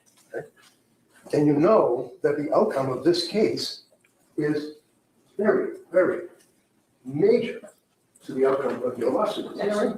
Oh. I don't actually know that. So you understand that if in fact it's determined that you advertise as an expert in postpartum and in postpartum psychiatry and you had a month experience plus a residency, would you consider that to be negligent or misrepresentation? I do not believe that I have been negligent. Do you understand what misrepresentation means? Yes. With a month under your belt plus your residency, do you really want this jury to believe that you were an expert? And you advertise that? I don't think that's exactly the wording that I used. I think I said that it was an interest of mine. You were less than. No, go ahead. Good, easy. I just think the wording was that it's an interest of mine. I don't believe I call myself an expert. Are you an expert in postpartum? I may be. I don't know. I think it depends on what you define an expert as. Well, when a patient comes to you and they fill out the form, you agree with me that your records reflect that form that she filled out on September 12th of 2022, right? Yes. And the form that the district attorney went through painstakingly with you is basically, it looks something like this, right? That's this, one of the forms that you got to fill out, right? Right? Yes. You see the little check mark? Yes. Who puts the check mark? The patient. So how many pages, because I don't want to go through all the pages yet, how many pages does a patient, or how many pages does Lindsay go through to check the boxes for acid? There were a lot of pages. It was a lot, 10, 20. Yeah, maybe between 10 and 20. And basically, they're all little checks in boxes, correct? Not just checks. No? So does the person then answer questions by typing in an answer such as, do you have any pending legal problems? No. Have you been arrested? No. Things of that nature, right? Those are some of the questions. And the questions also, do they ask the patient what medications they were on Yes. before seeing you? Yes. And Lindsay told you that she was on SSRIs in the past, right? Yes. And SSRI means what? A selective serotonin reuptake inhibitor. And that's pretty powerful stuff. It's an effective treatment for depression and anxiety. Well, it affects the serotonin levels in the brain, doesn't it? Yes. It rewires the brain. That's right. It doesn't rewire the brain. It increases the serotonin. And many individuals with depression have low levels of serotonin. So Lindsay told you that she had been prescribed an SSRI when she was in nursing school. Is that right? Yes. What was the SSRI? Prozac. And how long was she on the Prozac?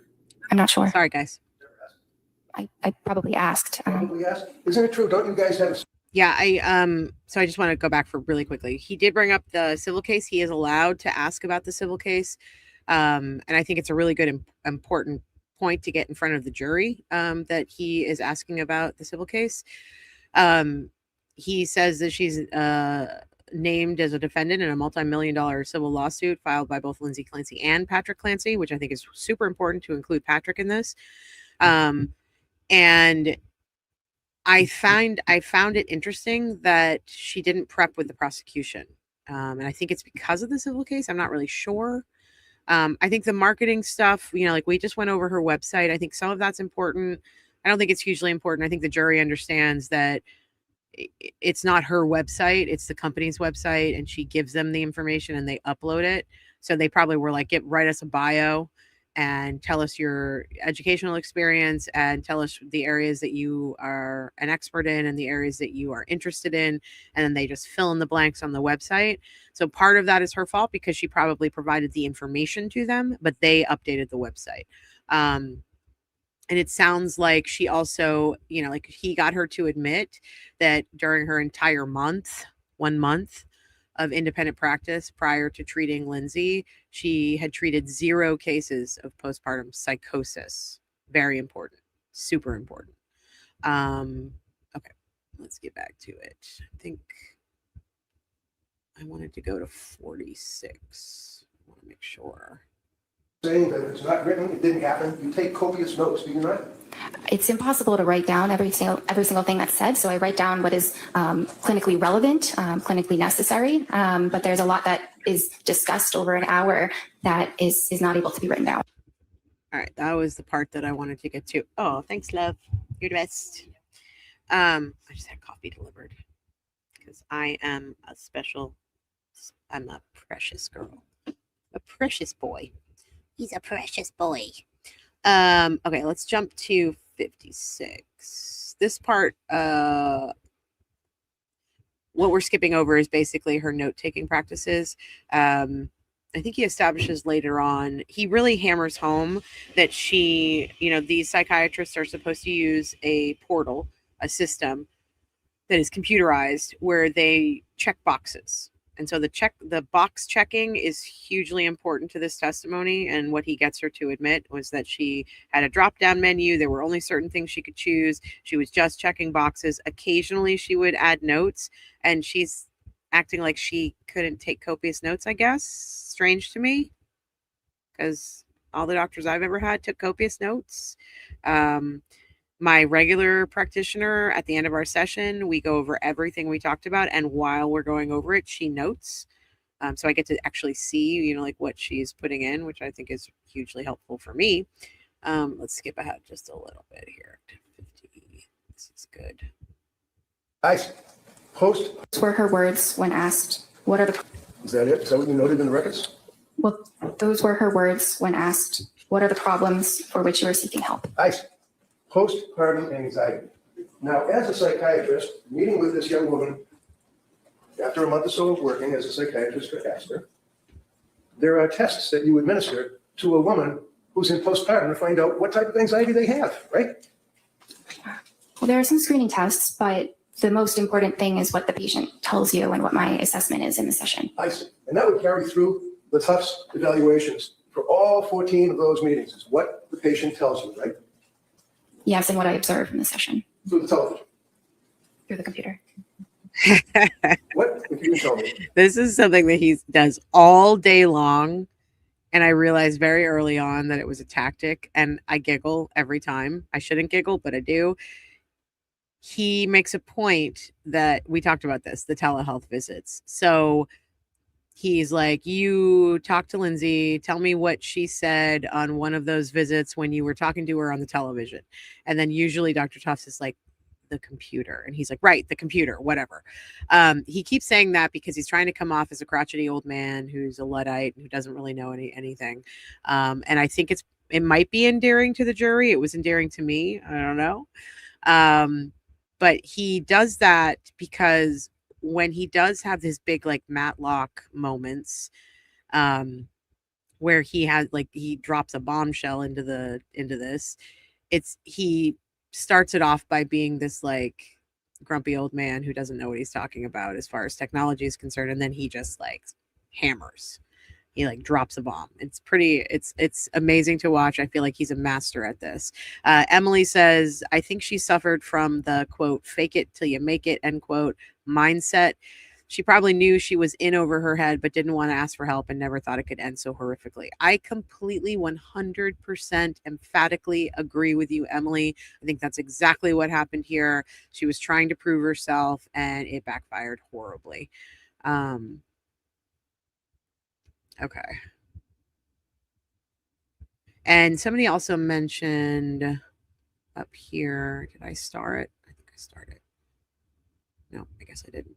Somebody mentioned that Sam Beningo said that basically she could lose her license. And speaking of Sam, I have gotten her number from Emily. And last night, Sam mentioned on her stream that she and I are going to have to do some kind of a collab. And I completely agree. We should definitely do a collab. So I have a ton of questions for Sam about this case. So I'm going to reach out to her probably today, actually, and see if I can get her to come on or if I can come on her show, however that works out. we will do some sort of a collab together, and I would like to really just ask her a gazillion questions about this specific doctor, but about the case as well. So I'll let you know when that's going to happen, when we can make our schedules work out. Okay. Is the Edinburgh test. This is important.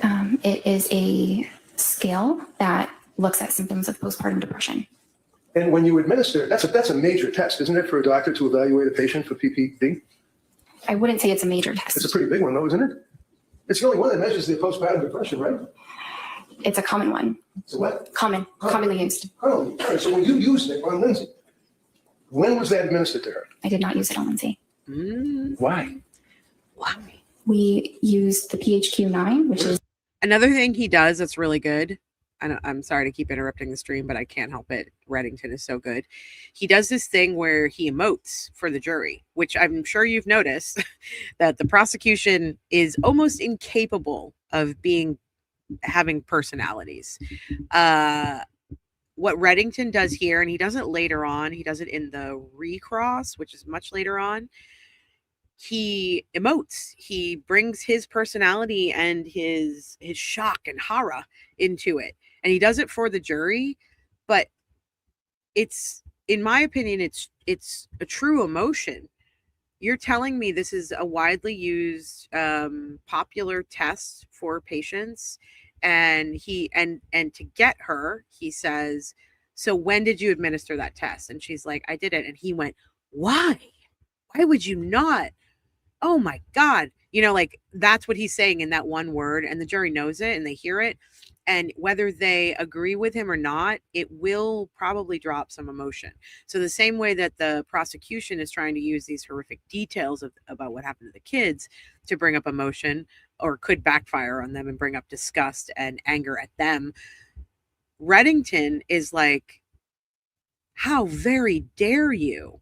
Are you kidding me?" And I think that's really powerful. Let me know if you agree or if you don't agree. PHQ-9. It's a depression screening form. That's like generalized anxiety disorder, general depression. It's got nothing to do with a woman suffering from postpartum depression, does it? I disagree. Well, do you agree that people perhaps that may know a little more than you determined that the Edinburgh scale is the appropriate scale to administer to a pregnant or postpartum woman? The state has a form. You're familiar with the Edinburgh scale, right? I've heard of it. And can you explain to me how it's graded? No, I cannot. Why? There are 30 questions in it, are there not? I don't use this scale, so I don't know how many questions there are. So the Edinburgh scale, do you even know that the cutoff for someone that is depressed in their condition of postpartum would be 15? Anything over that? I also want to say that when he is hammering this kind of stuff that she didn't use, it means to me, it signals to me that he probably has an expert who is going to detail this for the jury, and it's going to explain to the jury why she should have used this. And I think that's really powerful, and that's what he's setting up, it seems like to me. Okay, sorry. I know I'm interrupting everything. And severe depression? Okay. You know that her first Edinburgh test that was administered to her put her at a 23 overall. Severe depression? I was not aware of this test. I was not aware that this had been administered to her. You should have been. That's the problem. Well, you know that except for the Prozac that she had when she was a nurse, Okay, I have to hear it one more time. 23 years old. The reason why this test is also important is because the next witness actually did use this test for Lindsay. They went through an extreme screening, which I wish that all of her doctors had done the same thing that the director of this women's mental health program did for Lindsay. And so when he's like, "Did you know she scored this number on the depression scale?" And she's like, "No, because I don't use the test." But the problem is she could have gotten those results from the other program that Lindsay was in, which Lindsay told her about. And she chose not to, which means to me, that says, if I'm on the jury, that says she knows better than everybody else. Eek.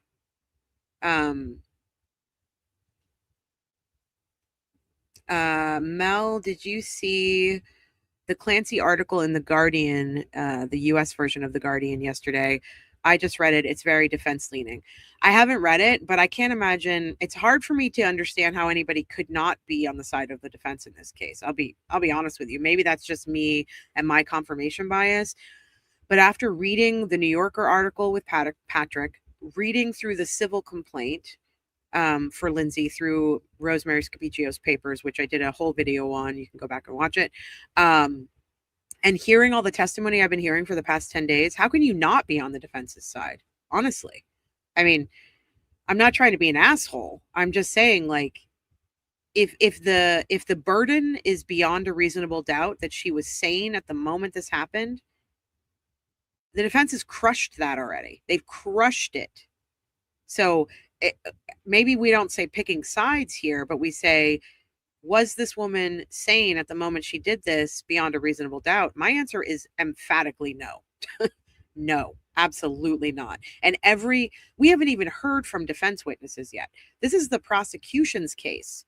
If that's the way I feel 10 days into the prosecution's case, it means they have a big problem on their hands, and they are not selling this case to the jury, I don't think.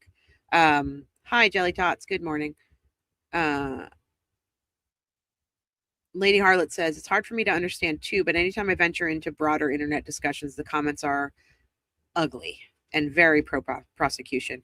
I still believe that is a smaller faction than the other side, but maybe I'm wrong. Maybe I'm totally wrong about this. I think it's unfathomable how anybody could be on the prosecution side at this point. Now, they may be really parsing out and trying to figure out if she was sane at the moment, which is the only question on the table here. But I do feel like every single one of these prosecution witnesses, including all of the practitioners and prescribers that we've heard from so far, have told us exactly how ill this woman was. Now, if it comes down to very specific words, like, was she suffering from psychosis? I don't know if that's been proven yet. I don't know if it's been disproven. Was she on the wrong meds? I don't know if that's proven or disproven yet. It's very clear to me that she was not well. And many people could see that, including this doctor, who, once we get to her actual notes, like the things that are written in the record, you will see that she too believes this woman is suffering and is not well. And I don't know why it wasn't more of a 3-alarm, 4-alarm fire for them, but it wasn't. And that's the bottom line. Other than seeing her own doctor for having a baby, she hadn't seen any doctors. You knew that, right?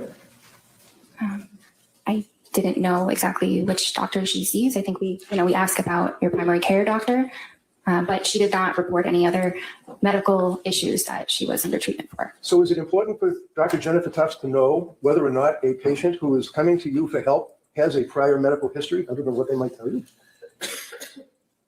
Well, when patients are able to advocate for themselves and share their medical history, we rely on what they tell us. Was she able to advocate for herself, in your opinion, when she came to see you, when you evaluated her in September? Absolutely. How about October? Yes. How about November?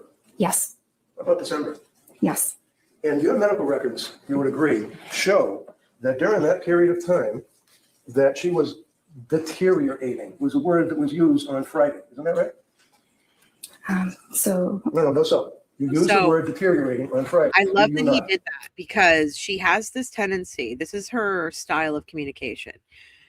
Instead of answering a question yes or no, she'll start, well, it's a little bit more complicated. So when these things happen, let me mansplain, let me doctor-splain you. Let's say that.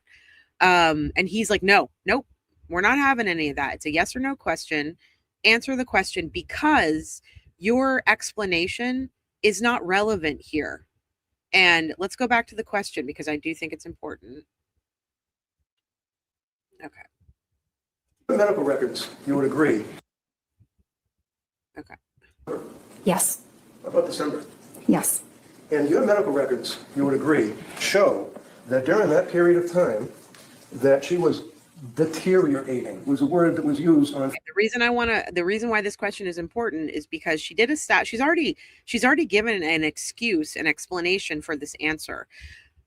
The medical records state that Lindsay's mental health was deteriorating. Now, it was established on prosecution's direct that was one of the only options available to click was deteriorating.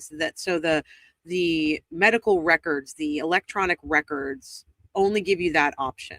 And she wants to explain that again, but the problem is that if you only have 3 options, let's say you have deteriorating, improving, or staying the same. Those are the 3 options. And I'm not saying they are, but let's say those are the 3 drop-down options you have to choose from. And she's not improving, and she's not staying the same. She's getting worse. So she is deteriorating. If you have to click that and you don't add any extra notes to it, then there is no explanation. She was getting worse. Yes or no? Yes, she was getting worse. But this doctor wants to be able to explain, and there is no explanation. You didn't have another option to put anything besides deteriorating, so you chose not to put any notes there.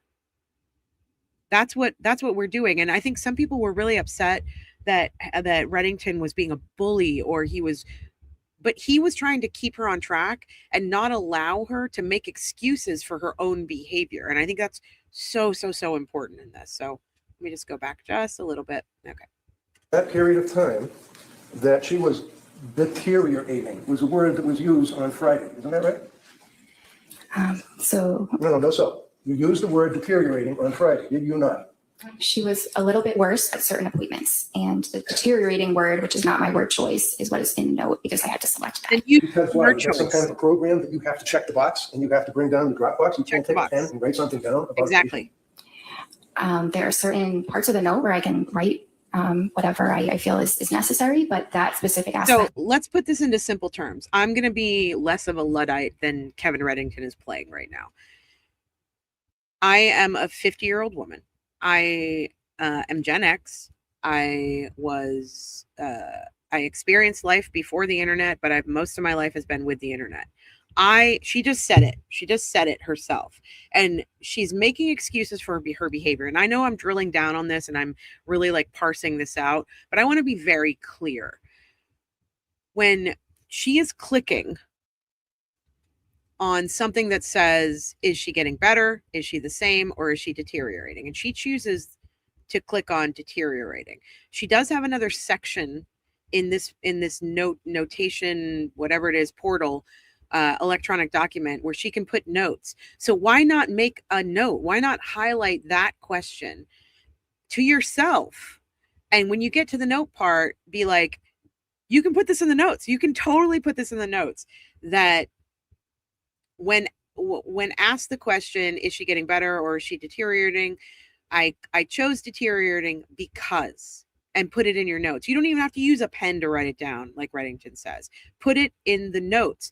Why the idea that she can't expound on what the portal or the electronic document is giving her for options is ludicrous. And I think we all know that. And so the fact that she's being so emphatic about it really, really gets under my skin because she did have options. She did have choices and she chose not to do the extra work. And maybe she was overwhelmed. Maybe in her new practice, she was getting a lot of clients. I don't know. But she chose not to do the extra work and she could have. The note is a button where you have to click one of 3 choices. So when the jury's going through your medical records, one of the things that they're going to see is that when you meet with the patient, you have a form that you fill out where it says, if you feel like you're going to harm yourself or somebody else, make sure you go to the emergency room, right? Yes. If you have any urges to harm yourself or others, go to the nearest emergency room. That's in every single time that you meet with a patient, right? Yes. And it indicates that if there's any, call the suicide prevention and crisis hotline. If you feel that you're in crisis, you may text home to a particular number at any time. What's a suicide hotline? This is so It's crazy. a phone number that patients in crisis can call and speak to a trained counselor. Now, a psychiatrist, you'd agree with me, is not a counselor, that's for sure, right? Well, a psychiatrist has training in therapy as well as in medicine. Did you give Lindsay CLANCY any therapy? There was some therapy incorporated in our sessions, Like but what? we did Like what? providing emotional support, listening to her. Hold on, everybody. You asked the question. I'm going to let her finish. and then you can follow up with any questions you want. Go ahead, Doc. Anything else you want to say? So her sessions were largely focused on the medication management, but there was an aspect of therapy, including those items. Okay, and the sessions were for what, 17 minutes? No. How long were they? 25 to 30 minutes. So 25 to 30 minutes on the television, and were you There it is, the television. face the TV screen with her for the full 25 minutes? Yes. And that's not noted in your records. It says 17 minutes in all your records. So if you look closely, it says the therapy component was for 17 minutes. It doesn't say the entire duration is 17 minutes. So what do you do when you're trying to give therapy? He's listening to every word. What do you do with therapy? It depends on the person. Well, how about Lindsay Clancy? What do you do for therapy with her? Great. I listened to her. I listened to her concerns and provided support. I tried to provide her with hope that eventually things would improve. Wow. So you listen to her concerns, and you'd agree with me that her concerns were, for example, that she actually was unable to sleep. It's one of her concerns, right? She was having a lot of difficulty with sleep. On the September 15th meeting, you indicate that her mood was okay, but her affect was anxious, and you called it incongruent. What is that? While she's flipping through, I just want to address this comment because we did cover it. Ellie Nono said, Mel, did you see the 9-minute TikTok by the nurse that worked at the inpatient place she stayed? Defense Diaries played part of it yesterday. It decimated Dr. Goodhart's testimony from what I saw. Yes, we did see it. And I actually played it in the first hour of this stream. I played the first couple of minutes of it. The social worker's name, she wasn't a nurse, her name is Emily Thorndike. She has been, Reddington put in a motion to have her testify as an expert in this case. And she did completely decimate Dr. Goodhart's testimony. And I expect that at the end of the day today, or the beginning of the day today, which is probably already started, they're going to be going over that motion to see if Emily Goodhart will be able to testify. And I hope she is, though I do feel that he needs somebody who currently works there. And I think that might be difficult. We'll see what the judge says, but yes, it's in the first hour of this video. I don't know the time off the top of my head. So she said she was feeling okay. She appeared anxious, and she also stated that she was anxious. So one of the things that you talked about Friday is when a patient presents with an incongruent, something like that, appearance perhaps, that would mean that they're saying, I'm okay, but they don't look like they're okay, right? Well, it could. I don't think her affect and her mood were really that incongruent at that time. I think that she didn't appear terribly depressed. I didn't say she was terribly depressed in that initial visit, but she said she was anxious and she appeared anxious. That's pretty congruent. Okay. So did you put in the report that she was congruent or incongruent? So that is not an option for me to indicate in that section, but So- it was congruent. You're like a robot. You can't take a pen and write something down. You have to do the Dropbox and the X's on the computer. He's so right about this point. And she gets into trouble with this later on the recross, which, is a pretty big moment in the trial yesterday. What she's saying is, she wasn't incongruent, but I didn't have a place to write that down. But at the time, she appeared this. It's not in your notes, lady. If it's not in your notes, if other doctors are looking at your notes and trying to treat this woman, they don't know what you're thinking on the inside of your brain. Like, okay, I'm sorry there was no drop-down option for you to say this exact word. But he's absolutely right. You can't take a pen or you can't go to the notes section and add more notes. Pages, you could add pages and pages and pages of notes if you wanted to. You're choosing not to. And you're trying to keep it all in your cranium. And it's not working because this woman tried to unalive herself and she succeeded in doing it to her children. This is insane. Well, if it's on the computer, I'm limited by the options. No, you're not. Why are you a doctor? Why are you limited? Because of the technology. No. The fact that there's a form on a computer. You're trying to treat a human being who comes to you Yes. for help. And that's what's most important. What's Oh, most important stop. was the treatment, not Oh my God. Look at her trying to pivot and act like that's what's most important. Are you kidding me? No, what's most important is, yes, the treatment's important. Creating a record is also important, because what if she decides tomorrow she doesn't like you as her doctor and she wants to go to somebody else? It's important for that other doctor to see all of your notes and to see the work that you did with her. You can't just be in this profession and expect that you're going to get a client and a patient and they're going to stay with you for all of eternity. They're going to go see other people. They might go get a second opinion. They may not like you. You have to make good notes. what is checked off on a box. Makes sense. So you were unable to make a note as to whether or not her affect and her mood appeared to be in conflict, and that she would have been incongruent, and that she had poor insight. You couldn't write that down. Is that right? Because the box doesn't let you. Correct. Technology stopped her, apparently. So basically, she's telling you that, oh, okay, well, actually, when she came, do you know that she never saw, other than when she was in nursing school, would it surprise you, a psychiatrist? And that was only for like a week when she got the Prozac in nursing school because she was afraid of public speaking. Did you know that? I was aware that she did not have a significant past psychiatric history. I was aware of that. Okay, so you were the first psychiatrist that she had the pleasure of meeting. Is that correct? Yeah. I think it was. And isn't that important for you as a doctor to take a history? I did take a history. So can you tell us? You're testifying here for God to tell us whether or not she had any past psychiatric history other than in nursing school for a week. She did not report any other past psychiatric history other than the Prozac and Wellbutrin. So when a patient comes to see you and you're treating to help that patient, if they don't report something to you, you don't know about it apparently, right? Well, I think it depends. There are certainly things I can assess, but if it's related to their history, I do need them to tell me. But you can't assess it unless you ask, right? Unless I ask or they volunteer it or they Of fill course, it we out already talked before. about the volunteering. How about you as a doctor? Okay. This goes back to the HIPAA rules. This goes back to obtaining medical records. Like, for those of you in the chat who have animals, a cat, a dog, a bird, chinchillas like we have here, fish, I don't know, whatever you have, and you switch veterinarians, what's the first question either the insurance company, if you have pet insurance, or the veterinarian asks you? They ask for that animal's medical record. Now, I have a dog. You guys know Ruby. We adopted Ruby. She came from a rescue. She had been a backyard breeder dog. She had had 3 little litters of puppies and they were done with her. So they dropped her off with a rescue organization and we wanted to adopt her.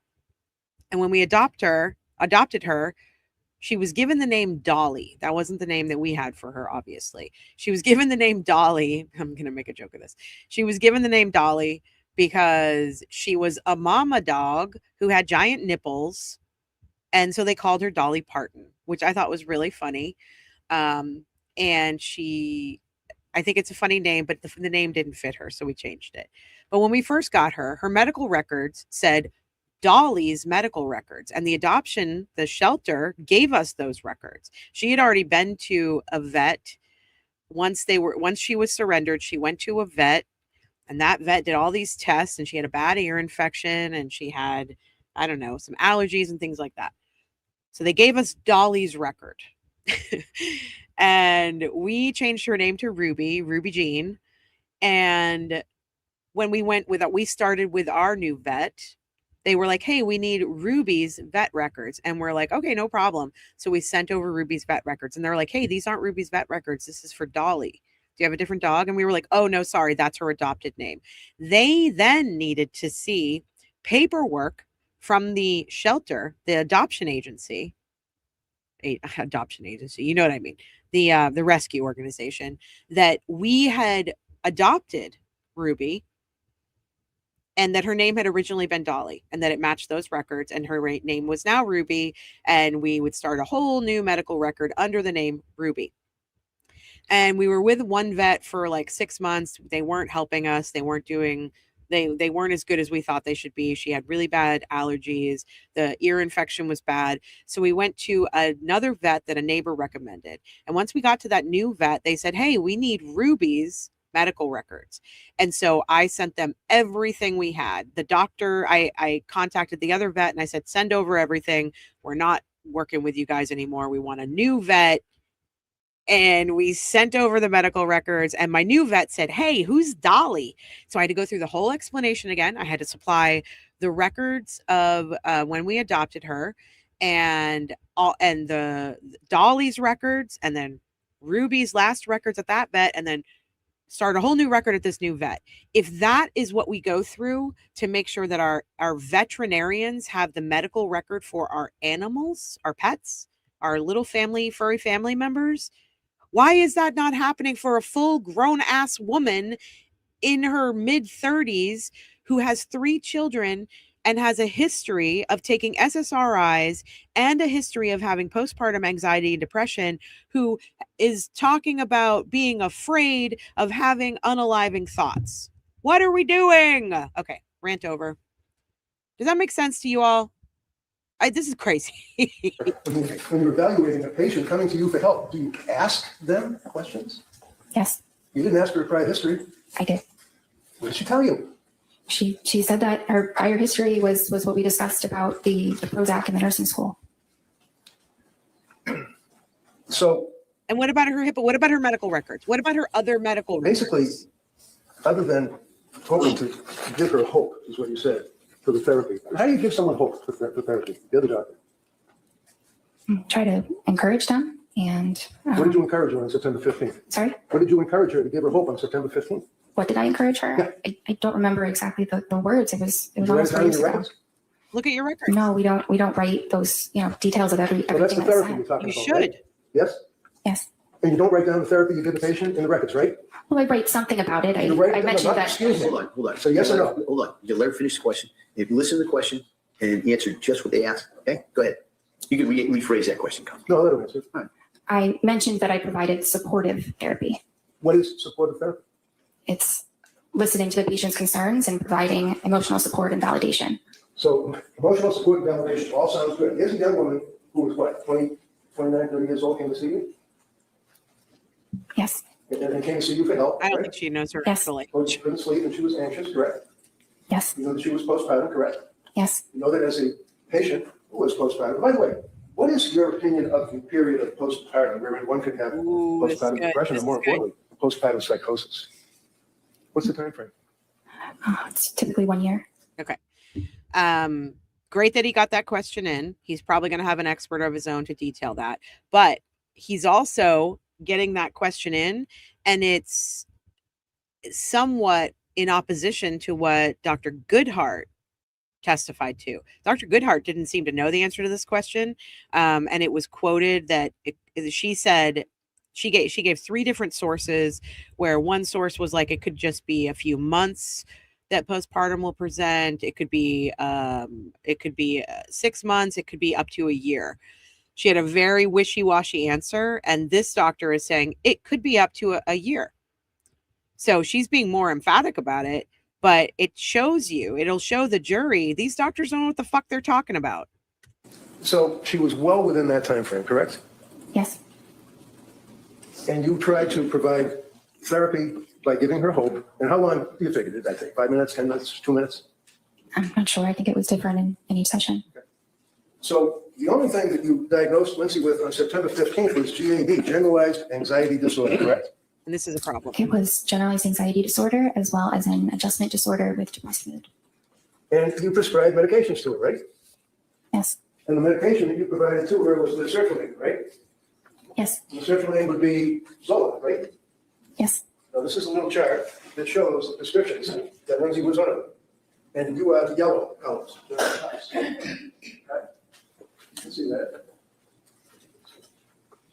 Would you agree with me that on September 15th, you prescribed sertraline, Zoloft, 30 count on September 15th, 25 milligrams, right? Yes.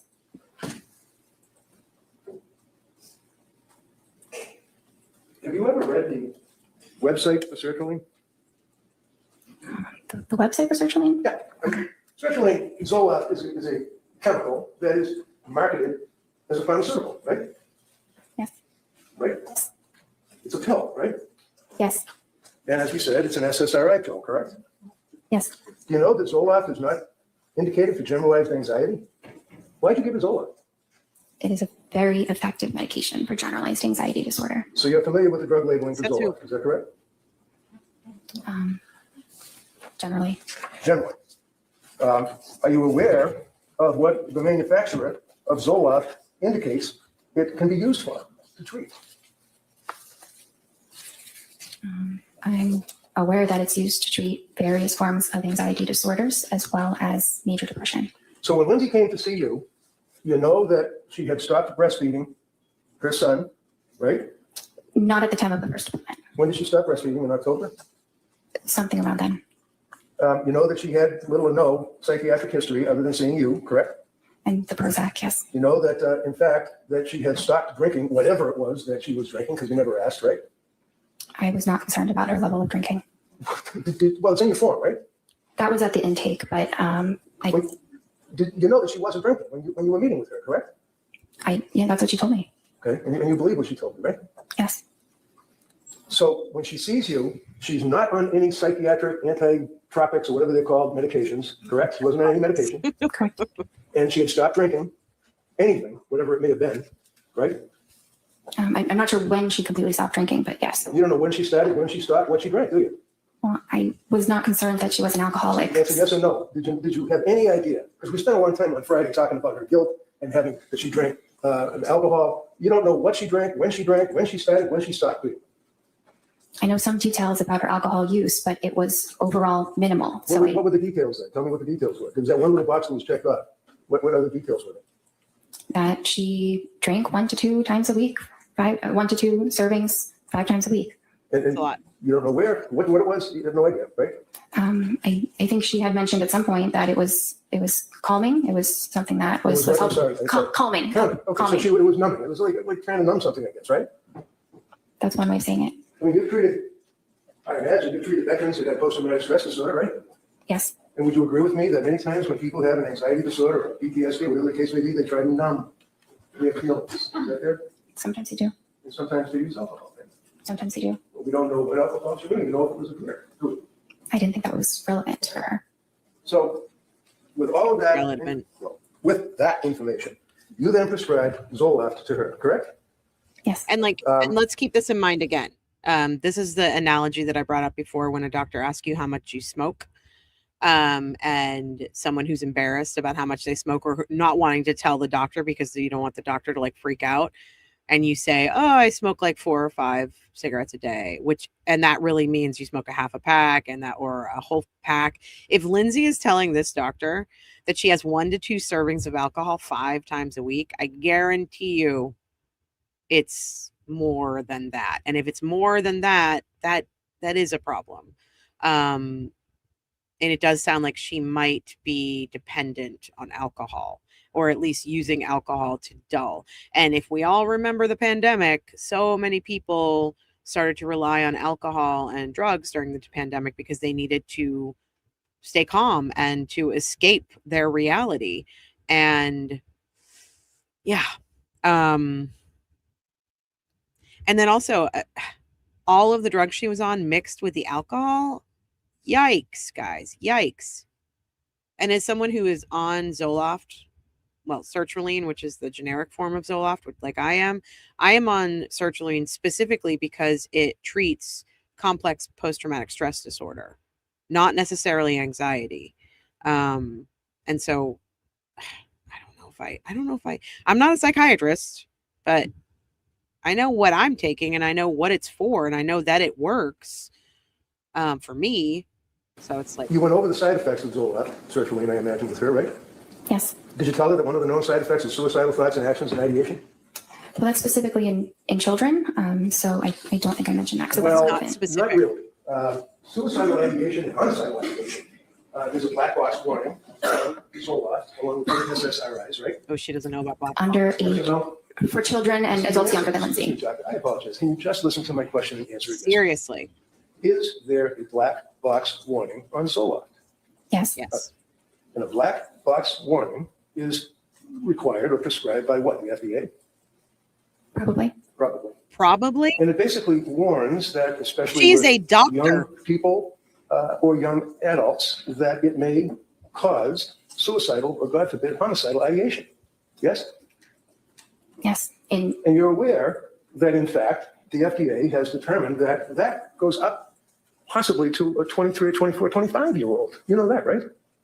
I think 24 is 24. what they Yeah, said. I'll give you 24. I'll give you 24. It's possible, is it not, that the SSRIs that get into a person's brain affect a person that's 3 or 4 years older than the FDA cutoff with suicidal ideation or homicidal ideation?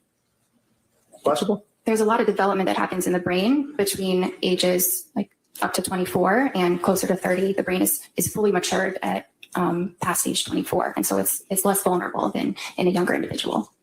So with 24, you're suggesting as a cutoff, are you suggesting to the jury that a drug that increases the risk of suicide in a 24-year-old patient cannot increase the risk of suicide in a 29 or 30-year-old patient? I don't believe there's evidence that it causes that at all in individuals over 24. So as a psychiatrist who had the ability to issue these types of medications to patients and citizens, what research did you do on Zoloft and suicidal ideation, homicidal ideation? I was taught extensively about SSRIs and suicidal ideation in my training. Vermont, right? In Vermont, in Boston, yes. Okay, so in Vermont was when you get your medical degree, right? Yes. And in Boston would be when you were a resident, right? Yes. And then you have board certification on general psychiatry, right? Yes. You can have a certification on the subspecialty, right? There are some subspecialties, yes. Right, and some of the subspecialties deal with postpartum or women that are pregnant and have babies and have psychiatric symptomology. There's no board certification for perinatal or Sorry, I just need to check the time. reproductive psychiatry. Well, there are plenty of classes that are recognized. For example, at Harvard Medical School, there's an annual class or symposium, if you will, for postpartum. Have you ever been to that? No, sir. What have you done to research or to improve your education? I understand you went to med school and that you were a resident. What programs, continuing education, symposiums have you attended since you got the ability to prescribe these medicines to people? I have not attended a symposium. Have you attended anything? I have not, but I have done a lot of reading on my own of research and guidelines about this area in psychiatry. Did you tell Lindsay when you were going, because one of the things that you guys are always concerned about is what's called informed consent, right? Yes. And what is informed consent? What does that mean? I mean, In a medical sense, not just like on the streets. explaining to a patient the risks and benefits of treatment and possible alternatives and making sure that the patient understands what you're saying. Now, when you were going over the symptomology and when you were going over the side effects of Zoloft, one of the side effects of Zoloft is, and I quote, severe trouble sleeping, right? Yes. There it is. Did you tell her that? Well, insomnia is listed as a That side is not effect. No. You already You said tell her yes, you that. know it. Did you tell her that Zoloft has a side effect of giving the patient severe trouble sleeping? That's all. So I didn't use the word severe because it typically doesn't cause severe trouble Yes or sleeping. no? But I thought you were referring to when she told me that she did have severe trouble sleeping. Well, And that's what she No, told her, right? that- That she had that's severe not the trouble question. sleeping, right? she told me. The question was, did you tell your patient that Zoloft, the drug that you had just prescribed to her, is sertraline, I believe, did you tell her that one of the side effects is trouble sleeping? Knowing basically that she'd already told you that she's having trouble sleeping. So she shouldn't be prescribed a drug that might cause trouble sleeping. And she can't answer she cannot, she's just like dancing around it, cannot answer the question. And my fear is the reason why she can't answer the question is because she didn't tell her. She probably left it up to her. She's a nurse. She'll read she'll read the side effects. The pharmacy will tell her. Somebody else will take care of this.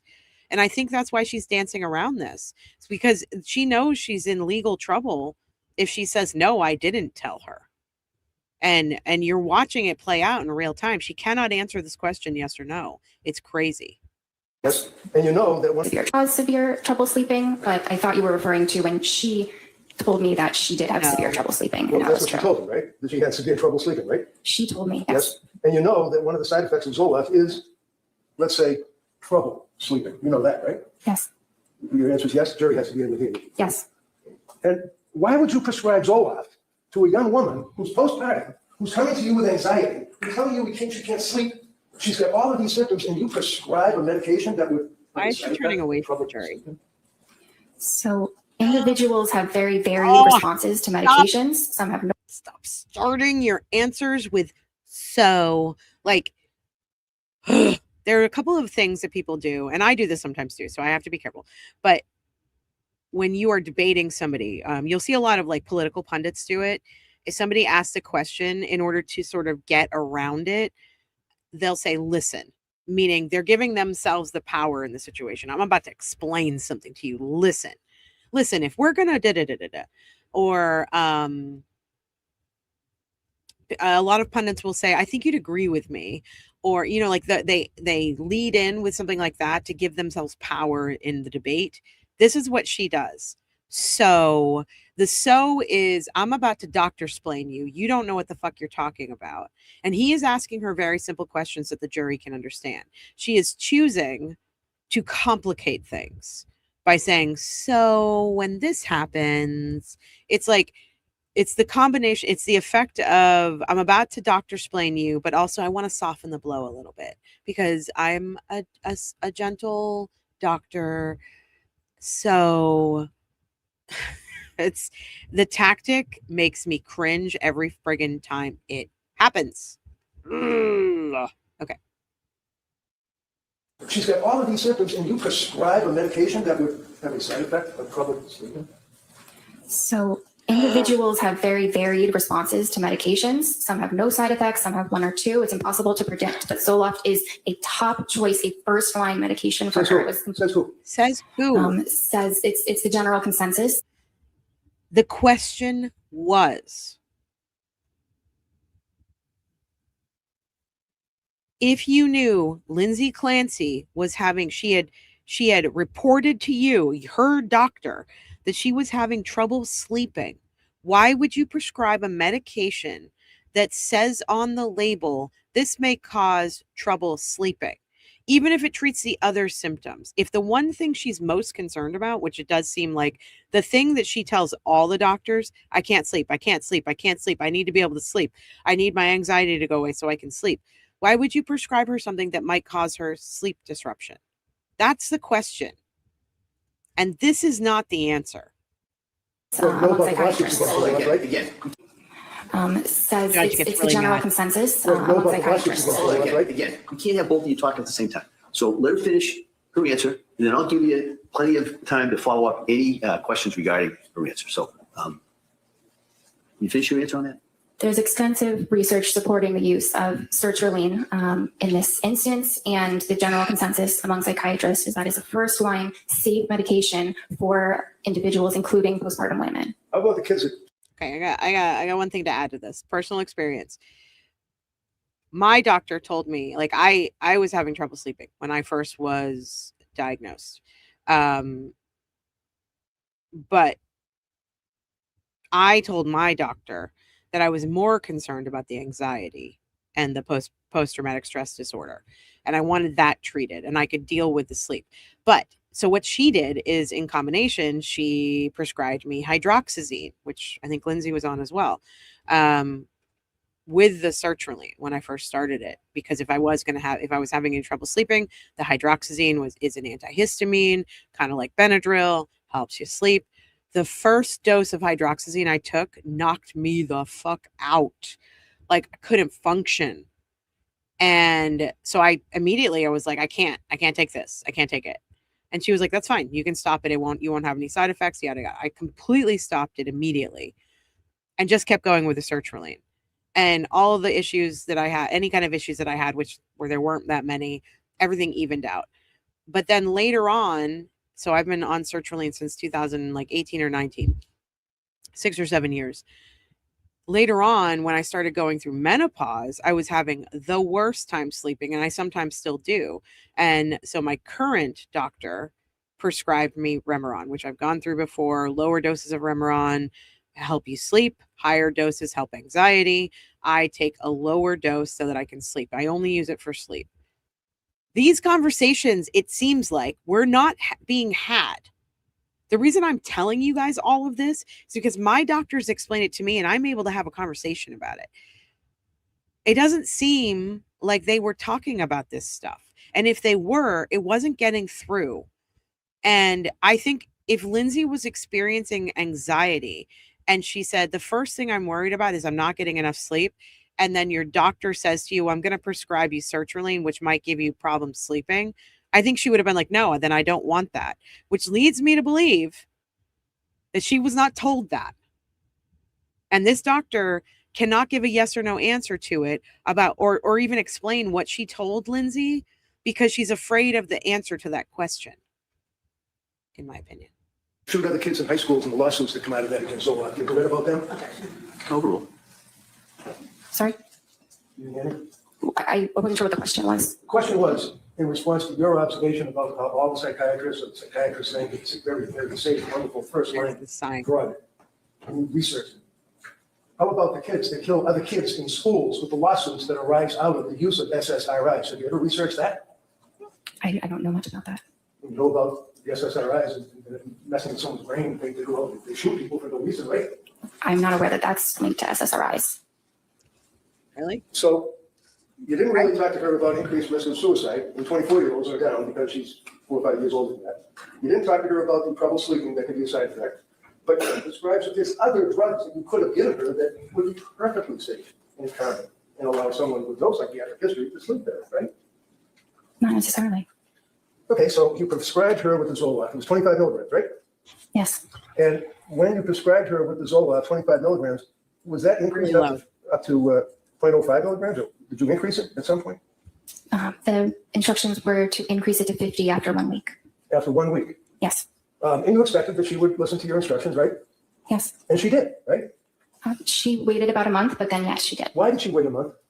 I think it took her some time to decide whether that was truly what she wanted to do. Right, she was afraid of the drugs, wasn't she? She was afraid of side effects. And she didn't want to take the pills, did she? She eventually did want to take the pills because she wanted to feel better. A month later, right? Yes. So you prescribe the Zoloft, SSRI, and then you tell her after a week to increase it, and she doesn't take that medication for a month, correct? Correct. And then she did take the medication, right? Yes. And did you meet with her or talk to her before she actually started to implement that particular regimen? I had met with her beforehand, but I was not aware of when she made the decision to go ahead and take it. So you met her on the 15th of September, right? Yes. When was the next time you met her? Can I check? Sure, of course, absolutely. You can look at anything you want. September 28th? And on September 28th, did you discuss with her the fact that she was afraid to take the Zoloft? Yes. And did you recommend that she do that? Well, she said that she was feeling better at that point, and I wasn't It's a sure. real easy question. When you talked with her, did you recommend that she increase Yes or or no? take the Zoloft? At that visit, I don't think that I did. Okay. So when did she actually take the Zoloft? October. She told me in her October 20th visit that she had taken it 1 week prior. And she told you that when she increased it in accordance with your instructions, she went off the rails, right? I don't think she used those words, but she had What words did side she use effects. for you as her doctor? She felt awful. Awful. Why did she feel awful? Did she have a stomachache? Did she have a headache? Why did she feel awful? 25 milligrams. She did have some stomach aches. She had some diarrhea and had a difficult time eating. She also had increased anxiety. She had some more depressed feelings. She had more difficulty sleeping. And what was your advice to her as her doctor on the 28th of October, after she told you about the effect the Zoloft had on her? I told her to stop it, stop the medication. Okay. Now, You don't just stop. Zoloft being an We went over SSRI, this. and a patient, We went over this. Personal experience. After 6 years or so on sertraline, I was like, I think I got this. I think I got this under control. I'm fine. I'm totally fine. And I went off of it for almost 2 weeks. And I was manic. I was a manic person. And I wasn't okay. And so to tell somebody, even if it's only been a week or 2 weeks or however many weeks she's been on it, just to be like, stop it and not like titrate down or like wean off. Bad advice. Bad. that is taking the Zoloft, and the 0.05, we spent Friday afternoon going over the drugs, and 0.05 milligrams is the lowest dose and all that. That's the dose that is prescribed to people invariably, correct? It goes up to 200, but that is a starting dose. For pretty much all of you psychiatrists would agree with that, right? 0.05, right? 50. Good. Okay. That's where I start. And you then told her to stop. Stop. Yes. What does it mean to titrate something? To slowly increase the amount. What do you tell patients when they're on an SSRI as to weaning them off the SSRIs? Depends what the dose is. If it's a high dose, you need to slowly decrease the dose, so kind of the opposite of titration. not But for if all it's people, a though. low dose to begin with, you can stop it. Are you supposed to tell a person that's on an SSRI to stop it immediately or to slowly withdraw from it? At 50 milligrams, it is perfectly fine to stop it immediately. So you didn't have any concerns at all about telling her to immediately stop taking the Zoloft? And what did you do, put her on another drug? And not immediately. Okay. So did she relate to you on that October 28th meeting that you had? Was it the 28th and the 26th? I met with her the 21st and then the 26th. Okay. Now, on the 26th of October, what did she tell you her condition was?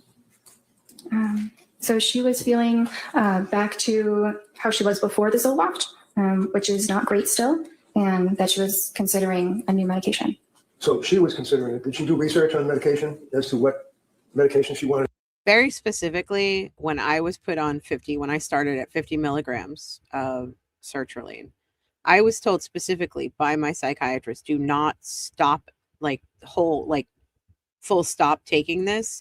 If you feel like it's not working for you, or you feel like you're agitated, or you have other side effects, talk to me and we will wean, but do not stop. Like, don't just stop taking the meds, because like Miss K says, do a reduction with a plan, because withdrawals induce hallucinations and delusion. And I, having experienced that before with Prozac, did not want to experience that again. So I listened to my psychiatrist, who told me, do not stop, like cold turkey. We have to wean you off of it, and we don't want you to have hallucinations, delusion, whatever might come with it. Now, if this doctor didn't tell her what my psychiatrist told me, then she failed her. And you're hearing her say it in open court right now. At 50 milligrams, it's such a low dose, blah, blah, blah. I take 75, and I have for the past 6+ years. And when I started at 50, it took me like months to go up to 75. And I was being treated at 50. And my psychiatrist said, do not stop cold turkey at 50. So why is she telling her it's okay? Why is she telling the court it's okay? It's not. It's not okay. Take? Is that what you're telling this jury? She didn't specify exactly what medication she wanted to take, but that she wanted to try something else because she was still having significant anxiety. So when you say she wanted to try something else, I'm just asking, did you tell her what you recommended she try, or is that something that she decided she'd do on her own? No, I gave her my recommendation. Okay. The only reason why I ask that is that, a lot of times people might think that she's a psychopharmacologist, that she's a heart surgeon, that she's a vascular surgeon, that she knows everything about medicine. That's not true, is it? No.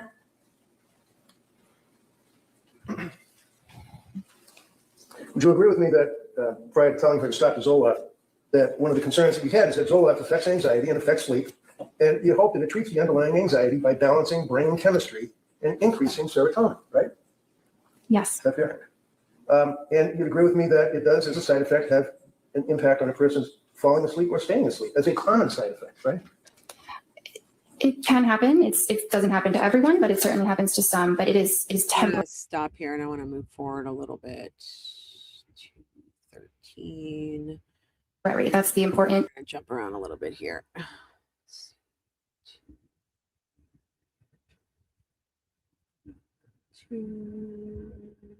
Where'd you go? Where'd you go? It was best she could have. And you could have got the records. Okay, we're going back to What? the record keeping. I did not have access to those records. What does that mean? What does that mean? You gave her a prescribed taper. So I told her that she should reduce her dose by. Hold on. I need to address something here. Um,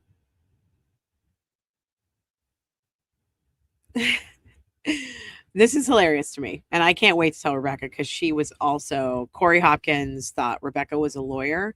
Grumpy Frump said, "Oh my God, Mel, I think your experience with doctors may be influenced by being a lawyer.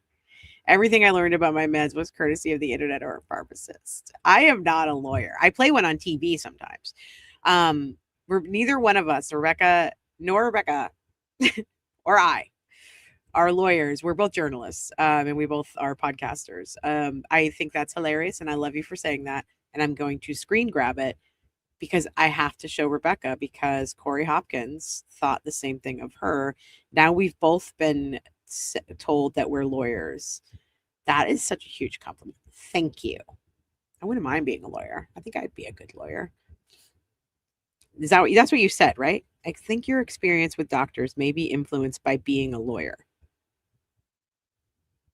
I don't know. If that's what you're saying, I am laughing on the inside wholeheartedly. 0.25 milligrams every 2 weeks until the medication was stopped. Did she do that? I mean, I don't believe that she completely stopped it. No. No? You don't believe, or she didn't? Well, Trying to get the jury she, facts. yeah, she said she was taking Ativan. So no, she didn't completely stop it. Had she tapered? I'm not sure how much she had reduced the dose because I wasn't prescribing it again. Right. So did you know that she had been, or had she been, to any emergency wards between that period of time that you last saw her and when you were seeing her on this meeting? I know she went to the ER, but I think it was after that. Okay, which ER did she go to? Do you know? I think she went to Mass General. Do you know why she went to the ER? Because of depression. So was she treated at the ER? Did they make any, to your knowledge, as her doctor, make any recommendations? I'm not sure what they told her, but they ultimately Go ahead. discharged her. They didn't admit her. Go ahead. Sorry, That's right. Was she put on any medication? not from the ER. When you looked at the records from South Shore Perinatal Clinic, what did they indicate about suicide? I was and still am a screenwriter, Miss K. I started my career as a screenwriter and I teach screenwriting. But I transitioned into journalism when I started investigating Pam Smart's case and all these other cases. So yes, I was a screenwriter, and I still say that I'm a screenwriter because I've written a gazillion scripts and I teach screenwriting. But now I am focused on the journalism era of my life. Ideation, worrying about suicide, close to suicide, anything. I didn't have access to those records. Why? You got to keep your voice up so everybody can hear you. You what? I did not have access to those records Good. because we're a completely separate clinic. So Seriously? She's visiting with you as a patient and you can't access her medical records? Is what you're telling this jury? I did not have access to them, no. Could she have signed a release, a HIPAA form? Yes, she could have. And you could have got the records, Yes. but you didn't. I did not feel like it was necessary because she provided all the relevant information about said her it. treatment there. you just How said do you it. know? She's got a mental disease and she's suing you and she's on all this cocktail of drugs. How do you know Kevin that she is Reddington. an accurate historian at this point in her life? It felt very accurate when she was able to recall the names of the medicines, doses of the medicines, specific days. She provided a lot of incredibly detailed information. So it showed me she was capable of doing that. So when you talked to her husband, Pat, how many times did you talk to her husband, Pat? I think The guy was living with her. I think it was once. And he came to your office, right? No, he didn't. He got on the television on the computer screen, right? Yes. And when was that? I think it was the December 16th visit. So let's, Reddington, why don't- before we get to that, Okay. probably a good Take a quick break. spot to stop. We're going to take the morning recess. Hey, Tracy. Tracy said, I'm screaming inside. She was begging and screaming for help, and everyone failed her. It took 3 babies dying for anyone to pay attention. Society is always ignoring women, thinking we are overreacting or that we've got it handled. Like, it's either we're overreacting or we're Wonder Women, you know? Ugh, exactly right, though. All right, let's skip through this break. I actually want to go to what's in my notes here. I just did that 2:14, and then we move into the 6 hour. It's weird. Why did I skip so far ahead? Hold on. Talking to myself over here. Then we'll Don't come right like- back. Okay. I don't need you guys for this conversation. morning break. Looking at the interview history, that's when that you decided to start Zoloft. It says a week ago, right? That's when the patient started it, yes. Okay, and she then increased the dose, and it says last night, right? Yes. And what was she telling you on This the is computer nothing screen yet, when you were Lady talking to her? What did she say about increasing the dose of the Zoloft? That she felt awful. She couldn't sleep, had insomnia, which became worse when she increased the dose. She didn't want to eat. She was having diarrhea. Food felt really unappealing. She was more depressed on it, crying all day yesterday, which is not normal for her. She had some mental Or for fog anyone. and was terrified to start something new. Did she also tell you about her anxiety level? Anxiety was really bad even before med. Now hard to differentiate. Overnight racing thoughts, paranoid of getting suicidal thoughts, something bad happening, doesn't want to be alone. That must have given you concern that you had a pretty sick patient on your hands at that point, right? I was concerned, yes. So you gave her some therapy, did you? I gave her some therapy in conjunction with discussing all of her symptoms and assessing her and managing the medication. Okay, and again, I apologize. You have to keep your voice up so people can hear you way down here. So when you say you were talking about the symptoms, and what did you do? Just talk about the same thing that we just went over, the symptoms? Well, there were a number of them to discuss in more detail. That's the summary of them. Okay. So did she discuss it in detail? Yes. Did she tell you that her symptomology at this point on October 20th was so bad that she had to have her mother come and stay with her? Her mom was coming to provide support, yes. She wasn't coming to provide support. She was coming to stay with them, to live with them, wasn't she? Yes, I don't know for how long, but yes. Did you bother to ask her? Why is her mother having to stay with her? Because she needed some help. Do you know how long her mother stayed with her? I don't. Do you know that she ended up sleeping in the basement? I don't. Do you know that she ended up sleeping with her mother? I don't. So you decided that you'd stop the Zoloft and you would monitor closely, right? Yes. What does that mean, monitor closely? Well, I saw her the next day, so that's monitoring, an example of Okay. monitoring closely. So this would be on October 21st that you saw her the next day, is that correct? Yes. Now, on the 20th, you made reference to the fact that you also recommended that she try fish oil and things of that nature, natural Fish oil. remedies. Yes. You also wanted to look Fish into what's oil. called Zulresso, Zulresso. Yes. What's Zulresso? Okay, I'm going to pause this for just a moment, guys. I need to take like a 10-minute break, but I'm going to leave you with some Sam Beningo for a minute because I want you to, if you're not watching her already, I wish you would also add her streams to watching this stream because she talks a lot about mental health and she has a lot of experience with it. So I want to give you this little bit of an intro into one of the episodes she did. And let's get this up on the screen. Sam's channel is called I Don't Belong Here. She's amazing. It's called I Don't Belong Here, The Psychology of Crime and Justice, Behavioral Analysis, Psychological Analysis with Sam Beningo. She's got a bunch of letters after her name, which means she's wicked smart. She's wicked smart, y'all. So give me like 10 minutes. What time is it? Yeah, it's perfect. 10:50. I'm going to come back at 11. I need to grab a little snack and make some more coffee. And we've got a little ways to go with this. So I'm going to try to do it fully and we're going to stay on until we finish. And then I'm going to go back into court and then we're going to be back on at 7:00 tonight. Fly Like Jeff. I don't have an online course right now. I usually teach at a local, writing center college thing. But I'm happy to talk to you guys about that, in a little bit. But for right now, let's watch Sam and I will be back at 11-ish. And we're going to continue on with this testimony with Dr. Tufts. But stay with me, okay? And that the innocent are freed. Only we have a problem here.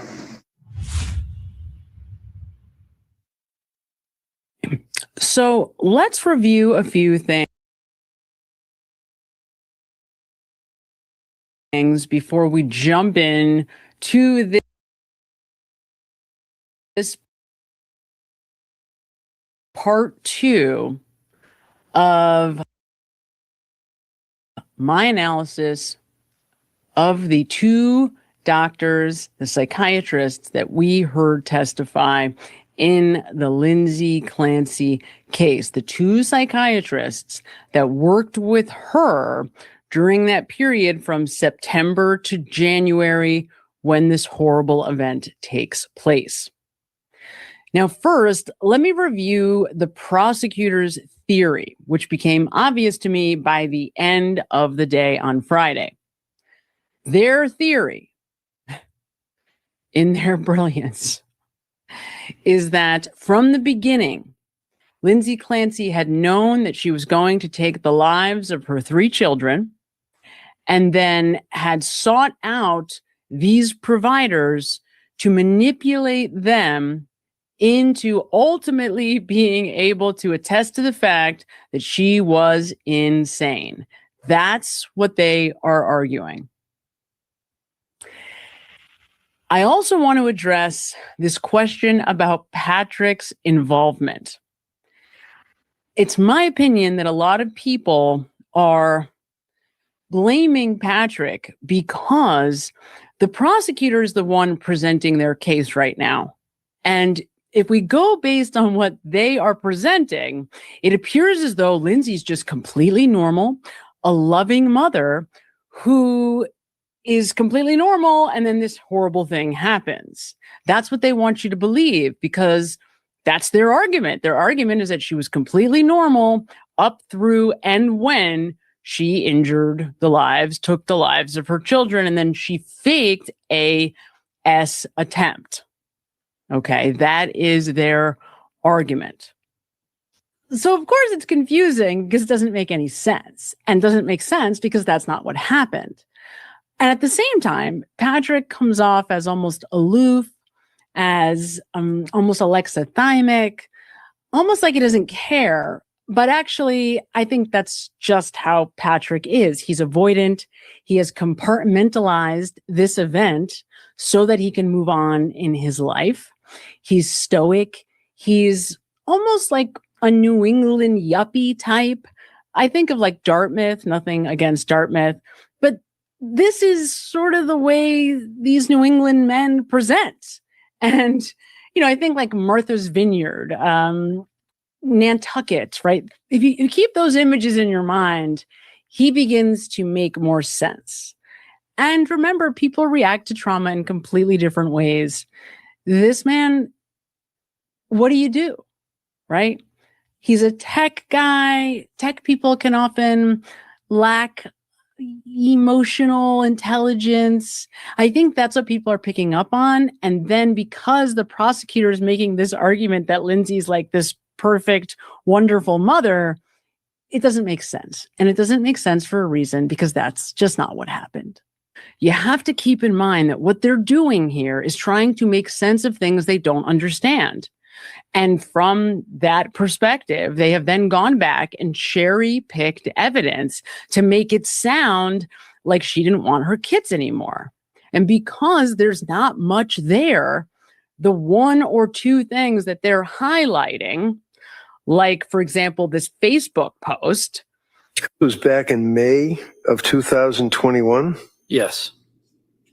And she was talking about her son, who at the time was 19 months old. That's correct. Now, as a state police officer, you know how to investigate things, right? Yes. You guys must have turned things inside out to find out if Lindsay Clancy was ever abusive to her son, Dawson, right? That's correct. Found nothing, did you? No. Thank you. That's all I have. Where she is going into an attachment mothers group. And by the way, it's important to just point out what that actually means, because part of what she's so conflicted about going back to work is no longer breastfeeding and having to turn the baby over to another caretaker. And from an attachment parenting perspective, this whole Ferber method of letting your baby cry it out is actually harmful to the baby. Now, that's an attachment theory philosophy, because from an attachment perspective, the mother is supposed to connect with their baby up and through until they're 2 years old. That's why you see some women breastfeed, which to some of us seems like for way too long, right? While the child is old enough to go over to the mom and pull up their shirt and say, I'm hungry. That's an attachment parenting philosophy that you are supposed to stay bonded to your child for as long as possible so that they become a securely attached adult. Now, we're not going to get into the validity of that or not, but that's the group that Lindsay is putting herself into to discuss the difficulties that she's having with her second child, Dawson.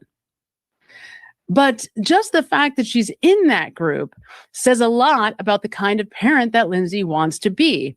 And we're getting more of that in these journal entries where she is flipping out about not being able to be that primary caretaker for the third child, worried about the third child's well-being. And then my theory, what I am seeing here from a clinical perspective, Lindsay Clancy has an out of control anxiety disorder. It's out of control. Let's start with the journal entries. The journal entries are frantic. They have a pressured feeling to them. Like she doesn't know what to do and she's absolutely flipping out and, oh my God, what am I going to do? What's going to happen when this happens? And so she's trying to be the perfect mother. And when you're trying to be the perfect parent to 3 children, of course, it's impossible. You can't possibly do it. You're one person and there's 3 of them, which is the reason why I only have one, because one was for sure hard enough. And I get the idea of having many babies. It's a lovely idea. I love that idea. But practically was able to see there is no freaking way without an army of helpers that was going to be possible, period. Particularly if there is a need for a second income and somebody else besides Patrick, in this case, needs to make money for the household. Now, we also see evidence that even though Patrick is saying, I had saved up so that she could stay home longer, Lindsay's putting pressure on herself to be a second breadwinner. I feel guilty about not contributing. And this is these are all part of the puzzle pieces that are starting to equal a person who is losing their mind with anxiety. Okay, I'm back. That is our new friend, Sam Bedingo. I'm probably saying her name wrong still. I'm saying it because it feels right. I'm going to have her correct me on it, though. But I think if you guys are not following Sam's coverage of this case, I feel like you should, because she's coming from a clinical expertise. And she's very good at, this is not doing her justice, though. She's very good at sort of explaining, whoa, where'd I go?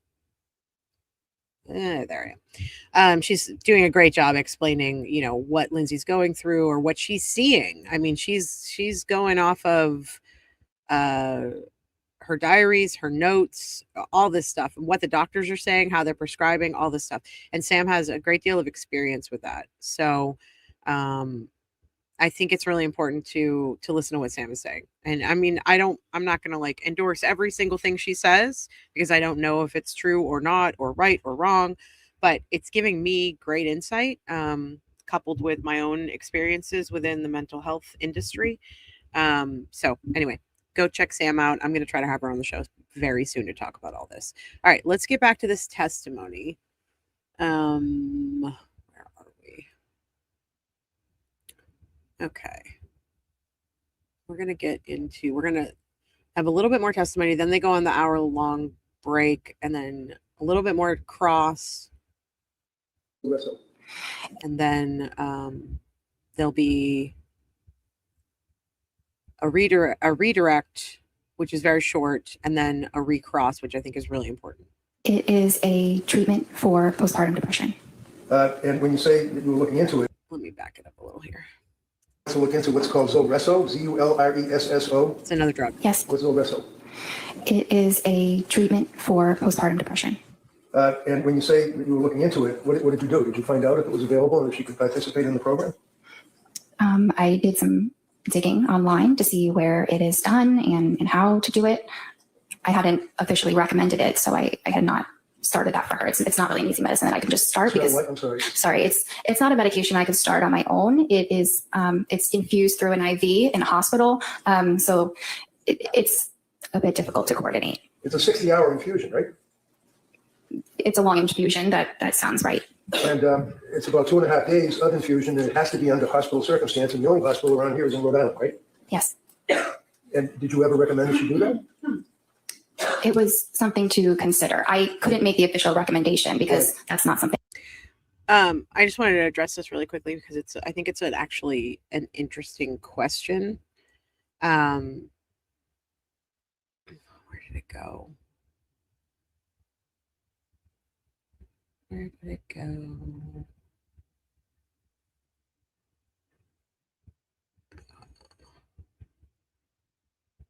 I just saw this quote and I want to find it. Oh, here we go. Christine says, wondering if Lindsay was raised similarly to deal with things privately and appear very proper. I assume that you are, yeah. The first comment Christine said, what is Lindsay's family background? My dad was well known in business in our city and we were all expected to be very proper and professional. I have a very difficult time not masking.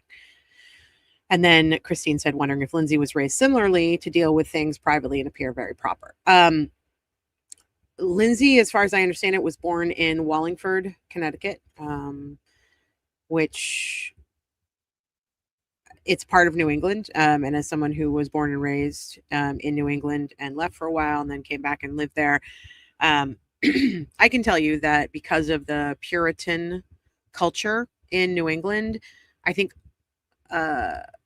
the sort of boomer generation, the generation that was above me, my parents, yes, we masked a lot. We shoved things under the rug. We didn't talk about things. They weren't therapized. They weren't on SSRIs. They didn't have this this kind of upbringing. I can compare it to Pam Smart's family and upbringing because she was brought up very much the same way, to hide the bad things, to hide affairs, for instance, to hide, to show up to court wearing, dressed to the nines with your hair done and your makeup on and all that stuff like that, because you have to put on a good face for the rest of the world. And everyone needs to think that you are a good girl. I don't know if that's how Lindsay was brought up, but I do know that growing up in New England, a lot of people I know and the way I was raised, very proper for the most part. And you got to look the part, you got to hide the bad things. So I don't know, but I think that if she was brought up that way, coupled with being a nurse, she knew she had to mask certain things. And she knew she had to mask certain things because there was a big liability if she did it. If she said she was suicidal, she could lose her job and she could lose her kids. If she said she was manic, it would affect her employment and possibly her children.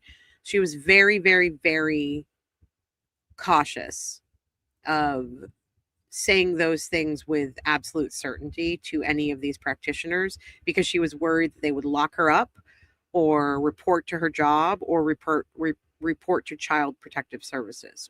Totally understandable. As a clinician, as a doctor, as a psychiatrist and psychologist, they have to dig a little bit though and get to the root of this, because just because someone's not telling you or being completely forthright that they are having these thoughts doesn't mean you can't probe a little bit further and get to do your job, do the psychotherapy, do the psychiatry, do your job and get to the root of what's going on here and help that person, in my opinion. Yeah, Christine says, yes, Mel, my family, boomer parents hid and suppressed everything, and they still do. Many, many do. I still, my parents are not alive. My grandparents are not alive. But I still have uncles. I still have, like in-laws, and they do not like to talk about hard things. That's a generalization. I know it is. But in my experience with the people around me, they don't like to talk about hard things. So I don't know. I prescribe. Why? Because you can't Oops. pick that up at the pharmacy. Well, no, obviously you have to go to a hospital setting. This was the program they're talking about is it's sort of like IV infusion, like IV drugs. And this was something that Tufts was looking into, but didn't want to go there with Lindsay, which I guess is understandable because she didn't know enough about it or didn't feel comfortable prescribing, whatever the case may be. Hold on a second. Let me get rid so I can see. Okay. So what I want to do here is skip ahead just a little bit. Suicidal assessment was not administered according to the record that's in front of you by. Okay. Yeah. Hold on a second. Consumes almost 4 pages, does it not? Yes? Simply 3 of the suicide assessment. Yeah, 3. Done. Sorry, I have to back up a little. Do any of the suicide assessment questions because Lindsay reported that she wasn't suicidal? Right.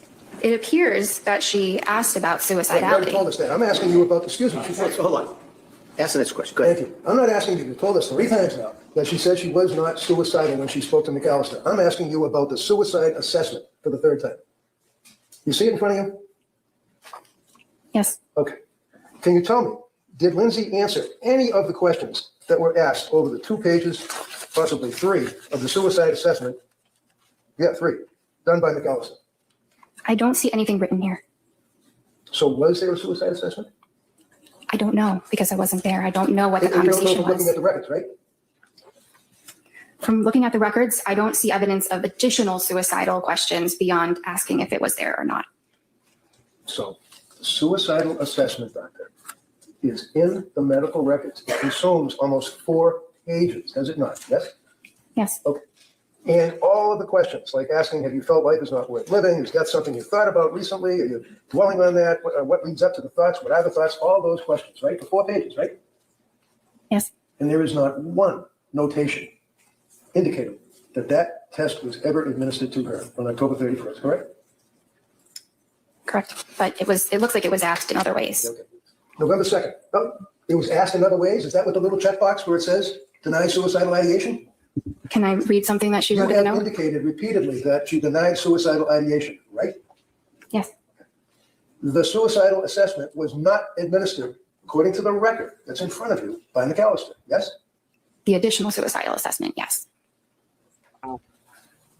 November 2nd. By the way, as a psychiatrist, not a psychologist, you have the ability to prescribe medication, obviously, right? Yes. And I think we talked about the DEA number and all of that, correct, which you had for about a month, other than when you were a resident, right? Yes. So you're prescribing these SSRIs and antipsychotics and antitropics or whatever they are. And it's important as to the metabolism of your patient with those drugs, isn't it? Thyroid. Yes. Okay, wait a second. What does metabolism mean? The body breaking down the medication. So how is it that you can determine how the body of your patient is breaking down the medication that is in their brain and they're complaining about all of these symptoms? How, as a doctor, do you determine how the body's breaking it down? We don't typically have any specific testing that we do to understand that. How about a blood test? It's not done for that. It's not done for that, meaning a blood test is not done to determine the metabolism Judge. of your patient, of your medications? Are you referring to genetic testing? Taking so Well, many I'm asking notes. about the metabolism. I'm not talking about genetics. I'm talking about the metabolism of the SSRIs in her body. Okay. You can tell that metabolism rate through blood testing, right? Not in the way that you're describing. Okay, what way would it be? There is genetic testing that can give information about DNA metabolism. testing. Like what? It can talk about different enzymes that a person might have to suggest. It provides information about the enzymes that a person might have the genes for.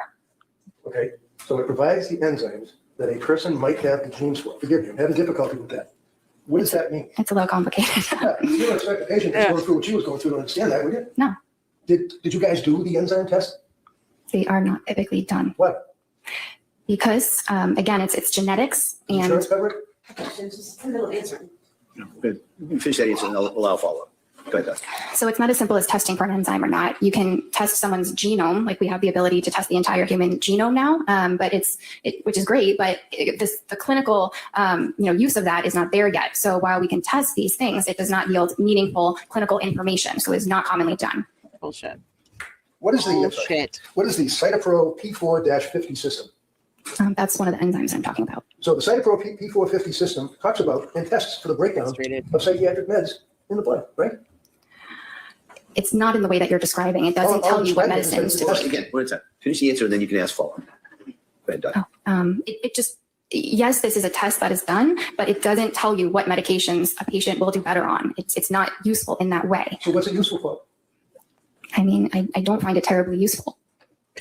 How long has the Cytopro P450 system been in use in your field? I'm sorry? How long has the Cytopro P450 system been in use in your field, psychiatry? Well, it's an enzyme in the body. Well, I know what it is. I'm asking you about the system, the testing. How long have they been using that? The genetic testing, maybe a whatever few it years. It's very new, Very new. Does insurance cover it? sometimes. Sometimes. So it is nevertheless a legitimate test to determine the breakdown of psychiatric meds in a patient's blood, correct? Yes. It exists, yes. It exists. Uh, Well, it exists, but you didn't use it, right? It would not have made a difference In what? In your opinion? in her treatment. Because you go by the checks in the checkbox and what she self-reports, right? No, not just the checks in the checkbox. Oh. In any event, tell me about the thyroid. The Tell me thyroid, about the thyroid. it's an organ in the human body that regulates hormones. And what, if any, import and impact do thyroid levels have on your evaluation of a woman who is in the throes of postpartum depression? They don't. What is the purpose of a test to determine the thyroid Shit. levels? Well, you can test something like the TSH, Well, I don't know what TSH is. I'm sorry. What is a TSH? thyroid stimulating hormone. Okay, thank you. That's something that can be tested, typically by maybe a PCP, primary care, or endocrinologist if they have concerns about someone's thyroid function. Were you aware of a study that was a major study that was peer reviewed? What does peer reviewed mean in your business? That it was reviewed by other researchers in a similar field. And the report or the article or whatever it may be has to be approved by the peers that are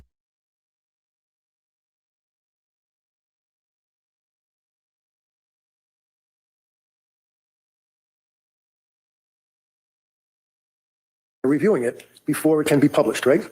Yes. And you'd agree with me that in the medical field, it's a big deal to have publishing articles on your resume, right? Yes. And how many articles have you published about postpartum depression, postpartum psychosis, anything? I have published something, but it's not a full article. It's just a small thing. Okay. Are you aware of the psychiatry magazine article dealing with, in 2021, thyroid function in postpartum psychosis, an exploratory study? Have you ever heard of anything about that, let alone read an article about it? No. Are you aware that there are studies that have compared thyroid function between psychosis with postpartum onset, PPO, psychosis without postpartum onset, PWPO, and normal postpartum? You aware of that? No. Well, you're supposed to be an expert, or you specialize, or you have an interest in treating women that have suffered from postpartum, correct? Yes. Have you written any articles at all about postpartum depression, anxiety, psychosis? No. No, I'm not a researcher. I'm a clinician. Have you read any of the articles, such as thyroid function in postpartum psychosis? I've read many articles. There are thousands. I have not read that specific article. Thousands? Thousands of articles on postpartum psychosis and the thyroid? No, not on that specific topic. So when the Astor doctors are treating a person like Lindsay, it's your testimony to this jury that testing, whether it's blood testing or whether I it's see standing behind the prosecution. is not necessary because Jennifer Tufts doesn't think it's necessary, right? It does not yield information that would influence treatment. No, so if there was elevation in the thyroid, that wouldn't impact on your treatment at all, your evaluation, your investigation? Sorry, I thought you had mentioned the cytochrome issue. Are we talking about that one, or are we talking about the thyroid? Talking about the thyroid. Okay. Yeah. So if Can there you were tests that reveal elevation in the thyroid level, is it your testimony that you wouldn't care? If I somehow found out that a patient had elevated thyroid levels, I would advise them to talk to their primary care or maybe get an endocrinologist to discuss it. Did you ever recommend that Lindsay get an endocrinologist? No, she The did reason- not. The answer is no. And you basically did not have any information that you could use to even realize that there might have been a thyroid issue with this woman that was postpartum, right? Because you didn't do any blood test. There was no clinical reason to obtain a blood test. All right, so you continue on with your meetings by the computer, correct? Yes. November 2nd. You can get November 2nd. God. You got it? November 22nd? No, it looks like November 2nd. I apologize. That's what I'm looking at. Tufts, Jennifer, MD, Clancy, Lindsay. Follow-up note, November 2nd. Yes. Okay. And you're still diagnosing her with generalized anxiety disorder, GAD, right? Yes. You add in there an adjustment disorder with depressed mood, I guess, because of what she had been telling you, right? Yes. Okay. Looking at the psychiatric condition, you note that it's improving. Right? Yes. And then you determined that you will decrease the Ativan to 0.75 milligrams for 2 weeks, and then decrease it to 0.5 milligrams for 2 weeks, and consider alternatives for sleep anxiety. Is that correct? Yes. And then you note if she's having urges to harm herself or others, to go to the nearest emergency room and call 911 and things of that nature, correct? Yes. So is that a form that you basically press a button? Because it seems to be kind of like a generic advice. Call 911 if you're feeling suicidal and things of that nature. Well, that's advice that we provide for every single patient. Okay. Okay, so he's going to get into, I mean, I don't know where she's getting the note that Lindsay is improving, because it doesn't appear that Lindsay ever improved. She might have had days where she was feeling better, but she never like had a long period of improving. Yeah, this is interesting. Miss K said you can elevate the symptomatic mania. Wow, 2 recent admissions and a history of PPD and an inpatient stay. They are markers.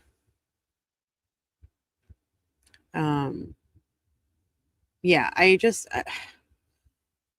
think that him, like really forcing this point home about her checking boxes and not adding notes. And I don't think that this doctor ever thought that Lindsay was going to be seeing somebody else. I think she was going to stick it out with her and that they would just be dealing with her chart. But Lindsay didn't trust this woman. That's why she went to other places.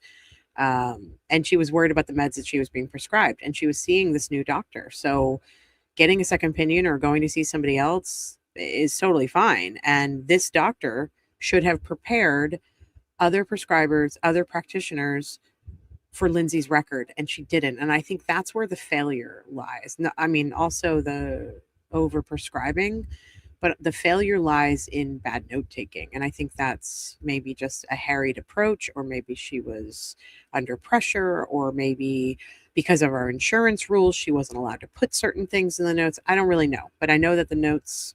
And then they're half the encounter with... So we're going to skip ahead just a little bit here. What did you guys do? Any recommendations, advice? Yeah, well, so at this time, I was not prescribing her medications, but I was still concerned, not concerned enough that she... Hold on, let me back up a little bit.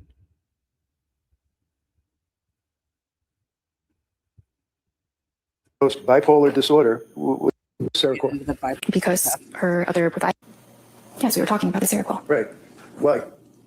Because her other provider had recommended that she started it. What is Seroquel? It's an antipsychotic. You also discussed with her the possibility of undiagnosed... It's very important. She had been prescribed Seroquel from another provider, which we will get into that testimony later. That other provider prescribed her Seroquel, and Seroquel is an antipsychotic. So I would think, and maybe this is just me being a layman, that you wouldn't prescribe an antipsychotic unless someone was having psychotic tendencies. But I don't know. Maybe that's just me. Bipolar disorder. Did you not?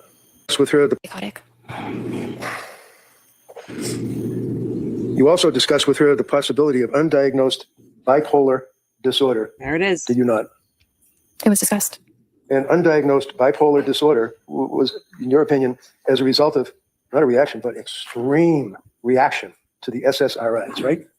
Not as a result of the SSRIs, but that Does your note say, and I quote, also discussed possibility of undiagnosed bipolar disorder given extreme reaction to SSRIs and insomnia, period. Does it say that? Yes. Those are your notes, right?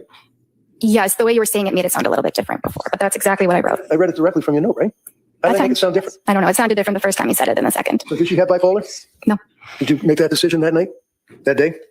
I assessed that with her pretty much every time that I saw her, and she never had mania.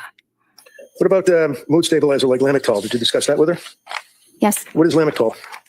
It's an anticonvulsant, but it's used in treating mood disorders. So what was the end result of your meeting with her on December 1st? What did you guys do? Did you any recommendations, advice?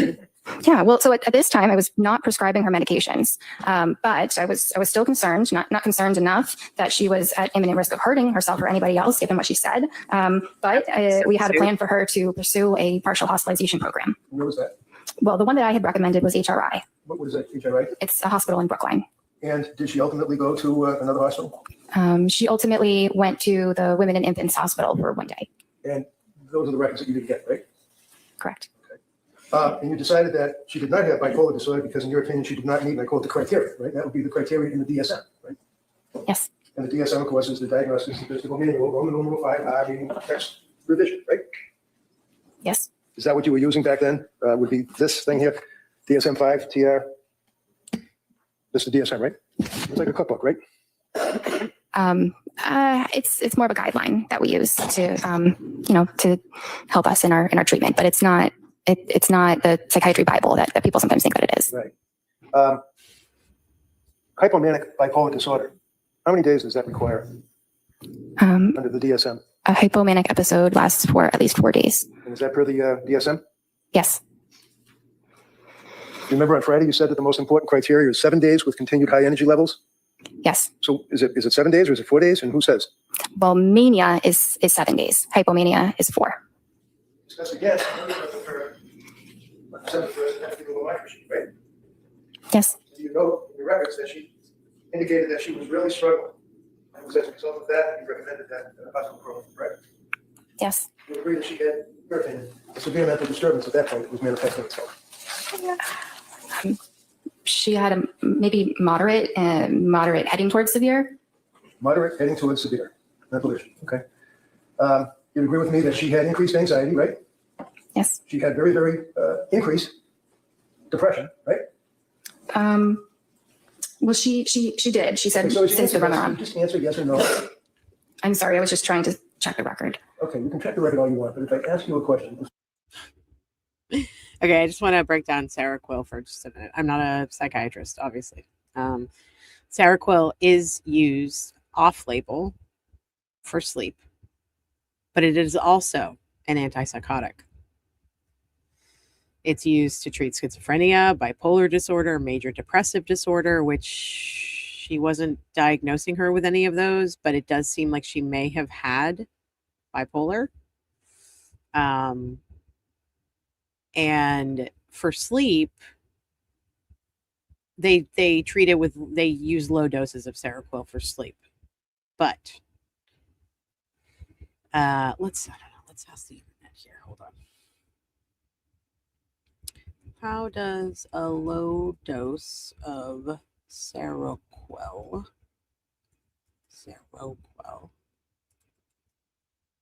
affect someone with postpartum psychosis or bipolar, or both? At low doses, Seroquel primarily acts as a powerful sedative and antihistamine rather than an antipsychotic or mood stabilizer. This is because the drug's chemical behavior changes entirely dependent on the dose amount. The visual layout explain. Oh, we don't get into that. Postpartum psychosis is a severe psychiatric emergency that requires immediate medical intervention. Inadequate for core symptoms. So a low dose of Seroquel will not cure or resolve active delusions, hallucinations, or mania. To achieve true antipsychotic effects, a patient typically requires much higher doses, usually between 300 and 800 milligrams per day. And then as far as bipolar, a low dose affects someone with bipolar disorder differently depending on their current mood state. For acute mania or depression, a low dose is ineffective at stabilizing a manic high or lifting a bipolar depressive low. And then for anxiety, insomnia, and impulsivity, a low dose is often prescribed off-label to manage specific peripheral symptoms. There are breastfeeding precautions. It does transfer through breast milk. There are metabolic side effects. Even at low doses, Seroquel can cause dry mouth, daytime grogginess, increased appetite, subtle weight gain, postpartum sensitivity. Hormonal shifts after birth can change how the liver processes medications. Postpartum individuals may be highly sensitive to medication side effects, meaning even a 25 milligram dose might make them feel deeply sedated or cause a sudden drop in blood pressure when standing up. Interesting. Can you just not go on and gamble? Answer yes or no, that's all. It's sometimes impossible to do that. All right, so here, if you can't answer yes or no, just say you can't answer yes or no. If you can answer yes or no, It's impossible to run on. Just the exchange. Well, she did. She said So since the run on. just answer yes or no. I'm sorry, I was just trying to check the record. Okay, you can check the record all you want, but if I ask you a question respectfully, can you just not go on and gamble? Answer yes or no, that's all. It's sometimes impossible to do that. all right, so here, if you can't answer yes or no, just say you can't answer yes or no. Thank If you you, can Judge. answer yes or no, answer yes or no. That's how we do it, all right? Okay. Thank you. Now, mental issues like anxiety that was diagnosed, the depression that was diagnosed, and the fact that she indicated yet again that she was close to suicidal ideation, quote, worried about suicidal thoughts, but you indicated that she wasn't suffering from suicidal ideation on that day. Is that fair? She denied it. But she told you that she was worried about suicidal ideation and having suicidal thoughts, right? Well, this was the time she said she was worried that she was close to having suicidal thoughts. So did you ask her what does that mean? Does that mean she's standing at the edge of the stairs and she's thinking about falling down the stairs, or what? What does that mean? I'm close to suicidal ideation. So I asked about that, and that's when she said she described it further as using the word hopeless. This is where you dig in So and you don't. did you prescribe the lamotrigine on that occasion or no? No. On December 16th, that's the next appointment she had, right? Yes. That's 2 weeks later, December. We're into December now. Yes. she was still not well, correct? She told you she was having a really rough time. She was sleeping, but she was still feeling very poorly. In your notes, does it say that she was having a really rough time? Yes. So when I ask you, if your notes reflected that she said she was having a really rough time, why do you feel compelled to say she was sleeping? No, It's a great It's an question. important detail. Yeah, I guess. How about the rough time? What did that mean? What were the symptoms of having a really rough time with this kid? He's making a great point because he's saying, he's quoting her notes. He's like, she was having a really rough time. And instead of saying yes, because that's what she wrote in her notes, she goes on to say, well, she was sleeping, like trying to make it sound better or that things were better and, that she did her job right. And what Reddington just said here about with the objection was really important. She was sleeping, but she was still feeling very poorly. In your notes, does it say that she was having a really rough time? Yes. So when I ask you, if your notes reflected that she said she was having a really rough time, why do you feel compelled to say she was sleeping? no. It's an important detail. Yeah, I guess. How about the rough time? What did that mean? What were the symptoms of having a really rough time with this kid? For this kid. Do you want me to? Yeah, I'd like it to answer. For this kid. So finally works, referring to the valine-nicotine, but very depressed during the day. No motivation, some SI. Some Do you want me SI. to continue? Sure. Went to MGH emergency room for SI, declined inpatient, feeling hopeless, no intent or plan, and feels like depression related to Seroquel. Her notes literally say twice she is having SI. She's having suicidal ideation. And she went to the emergency room because of the suicidal ideation. This is when things are supposed to tick up and you're supposed to be like, okay, we got to figure this out. My client is on the verge of hurting herself. And this doctor didn't do that. Okay. Now that's the question on Friday Friday. So what was the SI, suicidal ideation? Yes. And can you read that back to me again? What did she say about SI? So that when she went to the hospital, she went because she had no motivation, some SI. Some SI meaning that she had some suicidal ideation, right? Yes, in her words, yes. Yeah, in her words. As opposed to thinking about having suicidal ideation or worrying about suicidal ideation. She actually indicated that she had suicidal ideation, right? I can't answer that as a yes or no. Well, What? it's in your notes that she said It's in that, the right? notes. Yes? What is in my note? What you just read Yes, out I'm loud. I'm a little bit confused right now. Can you repeat what your question is? Sure, of course. We spent some time talking about thinking about suicidal ideation, worrying about suicidal ideation. Went to the emergency room for it. Same. She had suicidal ideation, right? She said it, yes. Well, this is the only source of You information. put we it get in your anyway, note. because what she's telling you, right? Yes. So what suicidal ideation did she have? She thinking of cutting the throat? She thinking of throwing herself off a building or running up in front of a car? What? No. What was she thinking of? So I asked her those important follow-up questions. And that's, so what do you mean when you say I'm feeling suicidal? Okay. And that's when she said, it means I'm feeling hopeless. And then I asked you, do you have intention of hurting yourself? Do you have a plan for hurting yourself? And she denied those. And that's where you left it? I mean, I'm sure more was said, but that's the most important part of that clinical encounter. And did you give a therapy by the computer on that day too? Yes. What did you do for therapy about her suicidal ideation and saying she wanted to kill herself? Well, we had explored what that meant, and what to do if you're feeling that way. To do what? Call 911? To go to the emergency room. Did you prescribe Seroquel to her? Or was she getting Seroquel? Did Seroquel enter into your discussion at all? We talked about it. I was not prescribing it for her. What is Seroquel? That's an antipsychotic. There it is. There it is. So You can tell by at the her conclusion of the expression meeting on that she December doesn't want to 16th, say that. basically what you took away is that she had now increased the suicidal ideation, was feeling hopeless, all the rest of the things that we talked about. And then she just moved on, went home? Well, she was assessed in the emergency room and was not admitted. And I assessed her on that day again. And while she was certainly struggling, she did not require hospitalization at that moment. So she was planning on going to the Women and Infants program, and I supported that. Did you know that around that time, she confessed to her husband that she was having now thoughts of harming children? No. Would that have been something you were concerned about? If I heard that, I would have been very concerned. You would have called DCF, right? I might have. And Might have. when you spoke to Pat, did you ever ask him what his observations were of her spiraling into November and December? Not that one time that he stuck his face on the computer and talked to you. Did you ever talk to him? He never called me again, or he never called at all. I never spoke with him again. So he is a husband of a woman, just had a baby. He was postpartum with all of these symptoms that we talked about, all of the drugs that you were prescribing, and that she was dealing with trying to get help. You never talked to her husband about what he observed because he didn't call him? Well, we did speak on that visit. Which visit? The 16th.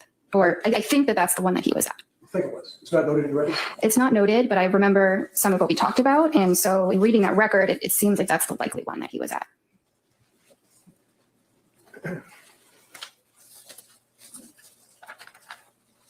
December 16th, on your objective findings, you note that her mood was depressed, right? Yes. What does that mean? Did she just say, I'm depressed, or did she give you symptoms? I mean, you check the little box.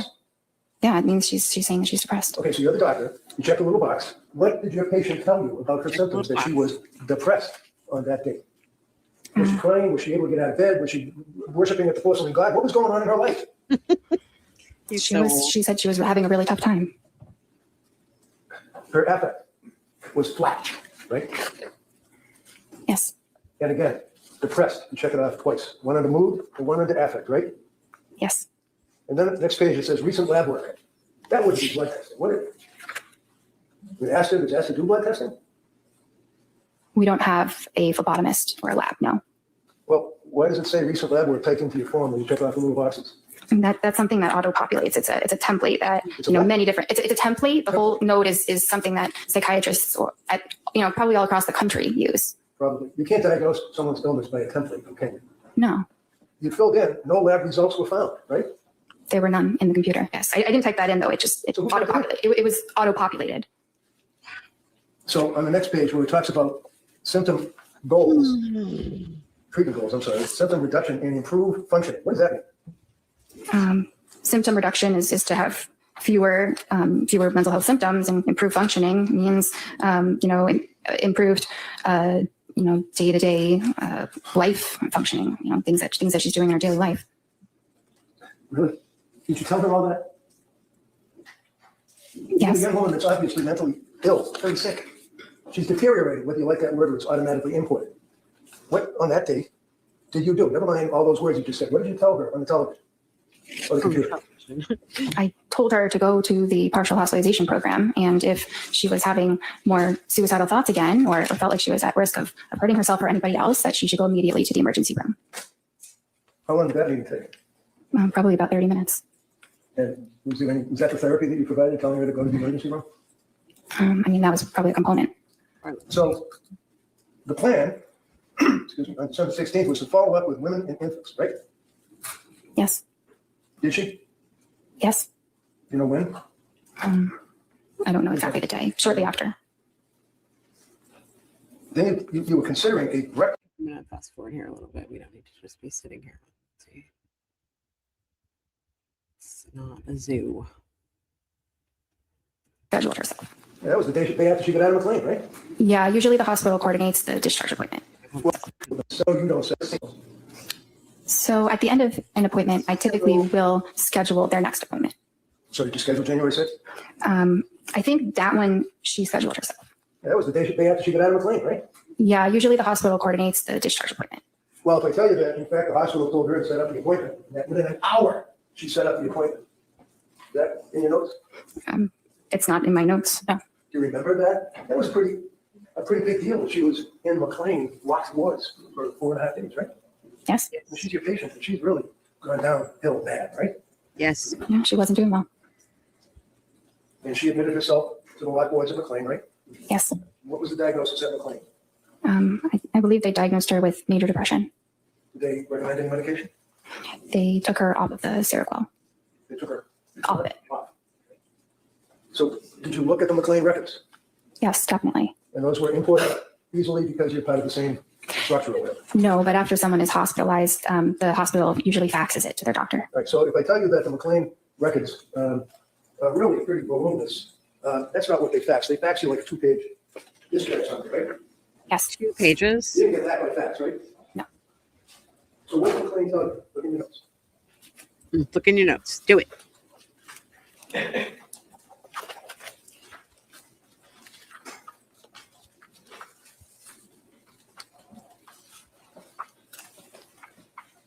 Jesus.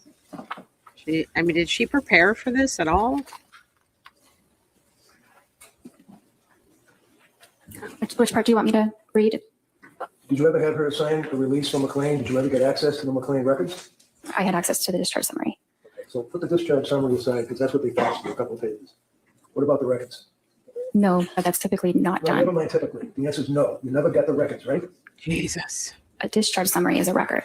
Did you talk to the doctor that discharged her? No, no one called me. No what? No one called me. I wasn't notified about the hospitalization until she was discharged. So you just sit there behind your computer and wait for people, Patrick, wait for the doctor from McLean, wait for the sick person who's a patient to call you. And if these people don't call you, it doesn't exist apparently, right? No, not exactly. I had no way of knowing she was even at McLean. Well, you did when she got discharged, right? Yeah, but that was after the fact. Right. So did you care why she was in McLean? Of course, They And why was she in faxed. McLean? because she was depressed. And what was the, does your record indicate that she was discharged yesterday? Under interval history? Literally what she's saying is she was faxed this record and she didn't do anything with it. And she waited for people to call her. That's what I'm hearing anyway. I don't know. Maybe that's not what she's saying, but that's what I'm hearing. And she was currently on trazodone? Yes, And she indicated that the goal was to come off Seroquel? yes, And she described herself as still being very numb. yes. She couldn't sleep, right? That's not entirely true. Am I lying? God. I'm reading the medical records here. Sleep, taking Ativan and trazodone, slept 5 hours broken, wondering about increasing trazodone and switching to Valium. What is that? Well, it means she was having trouble sleeping. It wasn't that she wasn't sleeping at all. I see. Ugh. So was the trazodone increased at that point? Yes,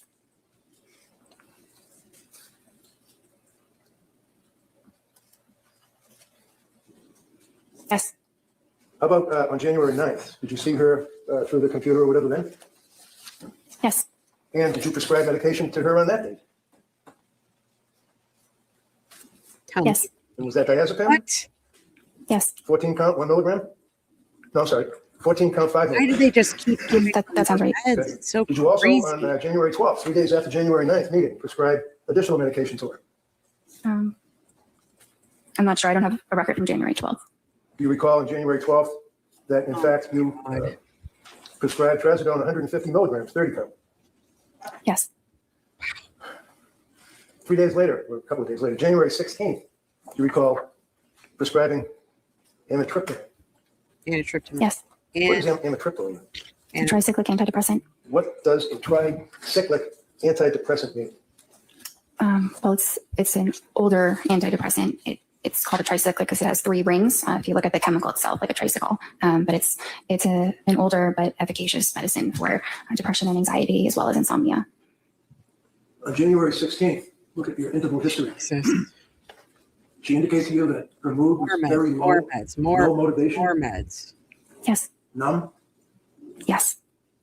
able to force herself out of bed, taking care of basics, eating, concentration fine, caring for baby, bonding feels forced. Is that what you told her? Yes. Through the computer, right? Yes. What did that tell you? Were you concerned about this woman postpartum well within a year from the CDC at that point with these symptoms that she's telling you about? I was concerned that she was depressed. And in all of the times that you spoke to her, you agree with me Just that she appeared to be honest and forthright, telling you what she felt, right? That's what I thought she was. Yes. Do you have any reason to think that she was lying to you? No. Diazepam taper on January 16th, 5 milligrams last 2 nights, slept for 4 hours, then a light sleep, maybe 2 hours stretches. Did she express that she was still having concerns about side effects from medications? Not at that point. So what does ROS mean on the interval history that we're looking at? Review of symptoms. Okay. And then it says patient denies SIHI, that'd be suicidal ideation, homicidal ideation, correct? Yes. Denies other questions or concerns, and you recommend a low dose of amitriptyline for depression, correct? Yes. Patient agrees with the treatment, and you guys are also going to explore ketamine treatment. Ketamine. Esketamine. Yes. Now, did you know that she was on her computer looking up medication after medication after medication after medication, treatments, ketamine treatments, and all that? Did you know that? No. Did you ever ask her whether or not she was looking up the symptomology of pharmacology and having interactions between drugs? No. Okay. January 23rd. You had that meeting, correct? Okay, so January 23rd is the day before, I believe. Yes. Okay. Yes. And this is after, obviously, excuse me, the January 16th appointment. And in the January 16th appointment, she told you that her mood was very low, and that's the worst that she ever reported her mood to you. Isn't that right? On the 16th? 20.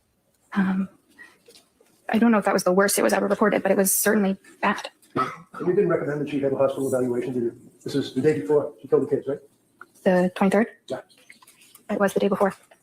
You didn't recommend a hospital evaluation, did you? No, there were no. The answer is no? No. Don't ask you all the questions, then your answer is no. January 23rd, Fred, you testified that she said her mood was depressed, and you noted that her affect was depressed and flat, right? Yes. She also reported that her heart was racing, right? Yes. She had no motivation, is what she told you, right? Yes. She told you that she had been feeling numb and no emotion for 17 days straight, is what she told you, right? I'm not sure about 17 days straight, but that's how she was feeling. You didn't reach out to her mother and father at that point. They didn't call you, I guess, right? No. And Patrick didn't call you at that point, right? No. So she's sitting in front of her computer, getting help from her doctor on January 23rd. And what did you do? Well, I thought about how I could best help her, the medicines that she tried and what her current symptoms were. And it made sense to slowly titrate the amitriptyline so that we could get her to a dose that reduced her depression so that she would feel better.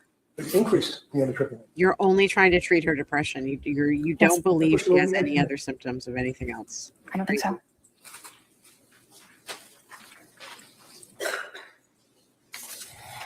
Okay. We're going to skip ahead. We're getting close to wrapping this up since we've been on for 3.5 hours. So after the lunch break, there was a little bit more testimony, but then the prosecution got to redirect. And I'm gonna recap sort of and highlight what they were talking about. So basically they went back and they wanted to highlight the high functioning family outings, like She went down a few little water slides, they said, when she went to the Cape Codder. And she went out to dinner with the family. It's so crazy. It's so crazy to me. She watched all 3 children when her husband was at work one day. She watched the 2 boys when Patrick took Cora skiing. Those things happened January 14th, 15th, and 16th, which is a full week prior to the incident.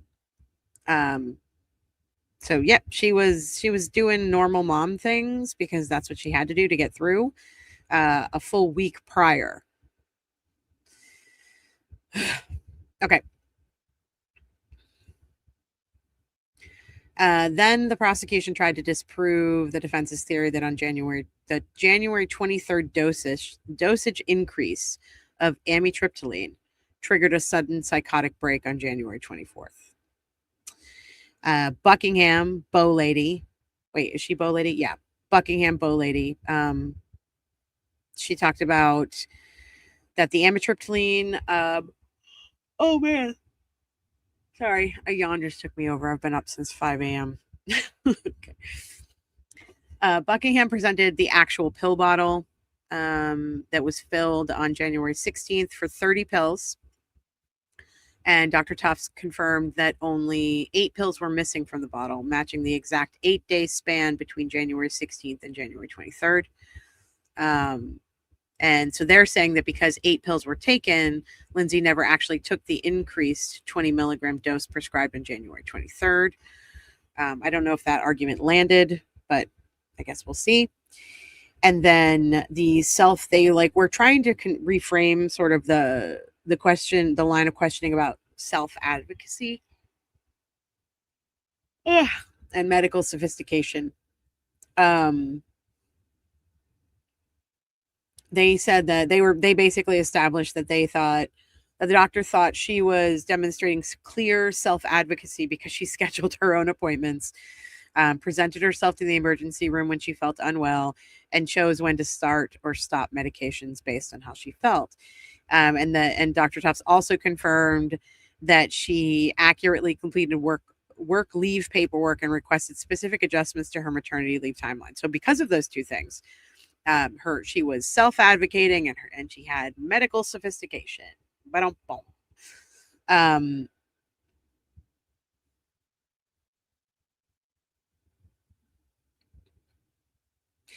The prosecution also established that none of her prescribers observed imminent danger or active psychosis, supporting the state's claim that her actions on January 24th were deliberate. I don't believe that.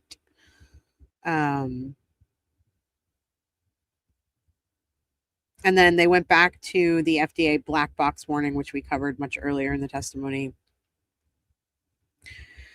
trying to counter the defense's claim that the Zoloft or sertraline was misprescribed or inherently dangerous for a woman Lindsay's age. So Dr. Tufts was allowed to clarify that the black box warning for SSRIs regarding suicidal ideation applies primarily to children, adolescents, and young adults. And she's saying that because Lindsay's 32-year-old brain was fully developed, that the SSRIs couldn't have left her vulnerable to SSRI-induced suicidal activation.